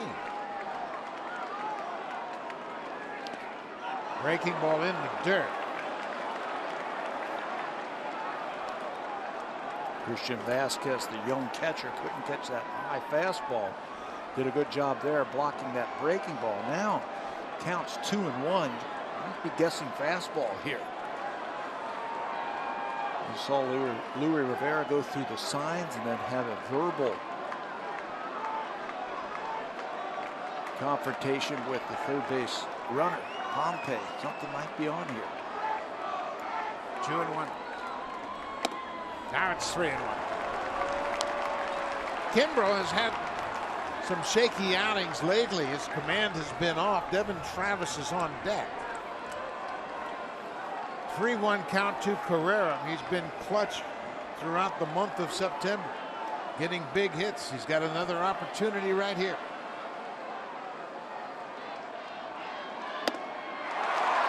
Little too anxious. A little too anxious on that one. It looked like it might have been ball 4. Kimbrel in September has a 5.63 ERA. Walks have been a problem. He has walked 8 in 8 innings of work. 3-2 pitch. Carrera stays alive. Too close to take. He's had a couple of blown saves, and the Blue Jays handed him one earlier this season. Back at Rogers Center. Now they're trying to get him a loss. Infield still in on the grass. Pompey with great speed at third.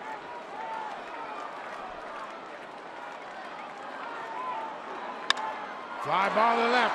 Holt backing up. Pompey tagging. Here's the throw to the plate. It is on line, but late. Carrera with a sac fly. Pompey scores the go-ahead run.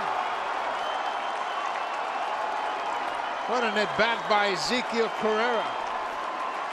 Did you see how he cut his swing down with 2 strikes, just trying to make contact?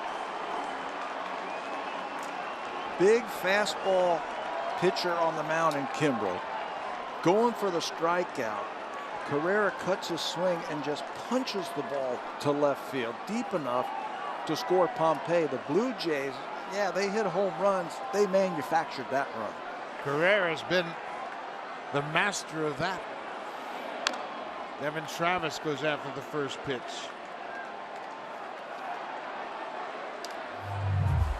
Runner at third, less than 2 outs. Fireballer, look at the swing.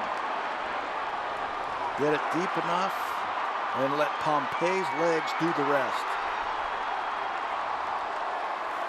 Dalton Pompey scores as the pinch runner. Travis swings and misses. It's 0-2.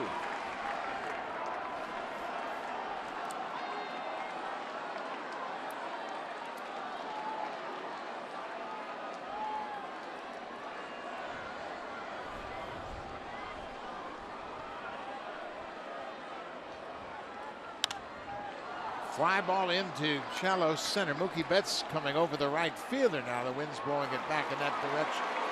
Well, the Blue Jays, what a great inning. The leadoff walk. Michael Saunders draws the walk. It comes around to score. Osuna back out to the mound.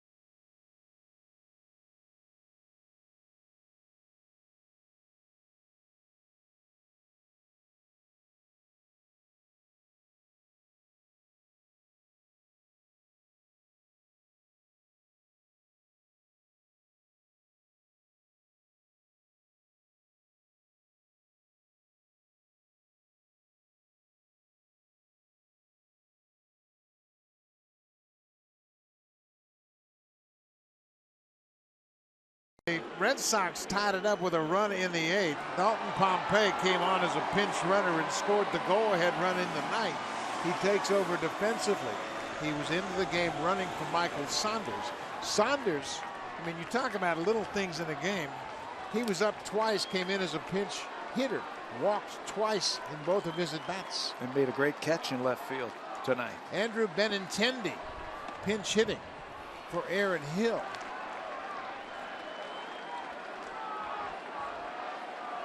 Osuna came into the ball game with 2 on in the 8th. Got a double play, but then balked in the tying run. You got Jackie Bradley Jr. to end the inning. And now he's out to start the 9th.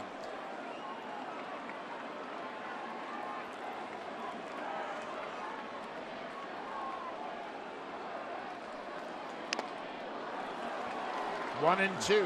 That looked like a changeup that Osuna's been incorporating.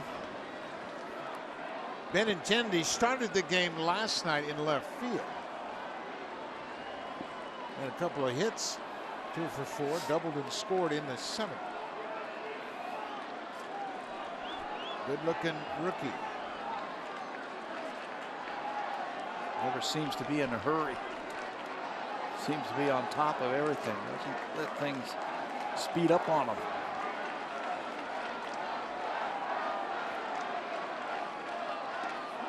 Breaking ball bounced well in front of home plate. This is the 2nd pinch hitting of bat for Benintendi.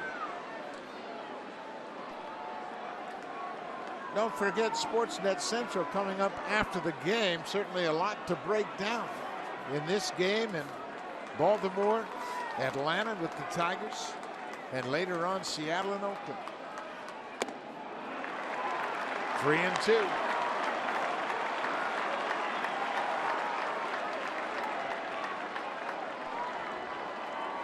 Marco Hernandez has grabbed the bat and he is on deck.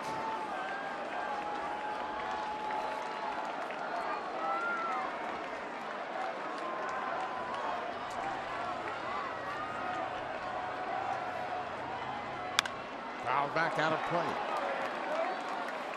What a ball game. A little bit of everything. Both clubs scored 2 runs. Boston 2 in the 1st, Toronto 2 in the 2nd. Pilar had an RBI single in the 6th to give the Blue Jays the lead. That carried into the bottom of the 8th. Mookie Betts scored on a block committed by Osuna. And then Pompey scores on the sac fly in the 9th.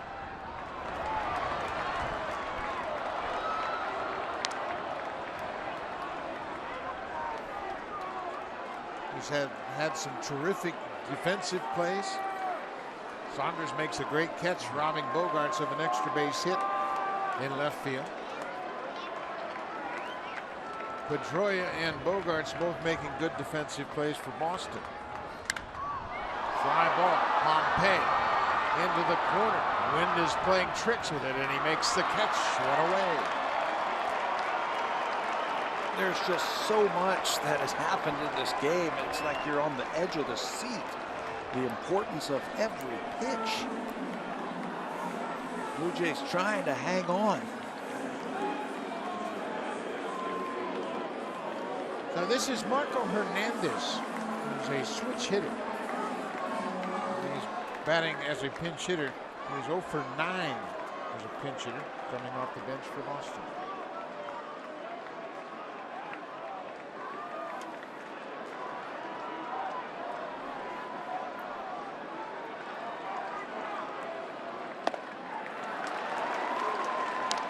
David Ortiz was taken out of the game in the 5th. His spot came up in the 7th. Travis Shaw came into the game as a pinch runner, and Shaw struck out to end the 7th. So Ortiz has been out of this ball game since the 5th. That was a big at bat. There was a runner on base. Struck out against Jason Greeley. Ball in the strike. Dustin Pedroia, the leadoff man, is on deck. Young Red Sox fans trying to rally the home team. Think he's been in a ball game right there, Pedroia. Looks like Pigpen. Line drive, glove by Travis. He drops it, but recovers in time to make the play. Oh, what a good play by Devin Travis. He never panicked, just picked it up and threw out Hernandez. That's right. The ball got into the glove. And remember, it's been slick all night here. Wet, cold, damp. He didn't panic. Remember, he's been talking about trying to slow his game down on defense. He comes up with a big play here. Into the glove. And watch it just pop out. But he takes his time and gets it out. One more to go. Dustin Pedroia. He's had that long hitting streak against the Blue Jays. 30-game hitting streak on the line, and he falls behind 0-1. Pedroia has gone 0 for 3. He walked in the 7th. He walked with 1 out in the 7th, but was stranded.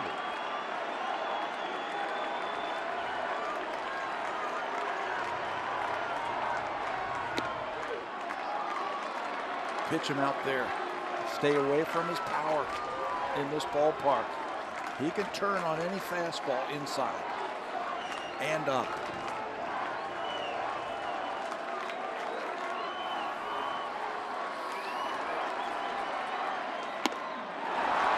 '97.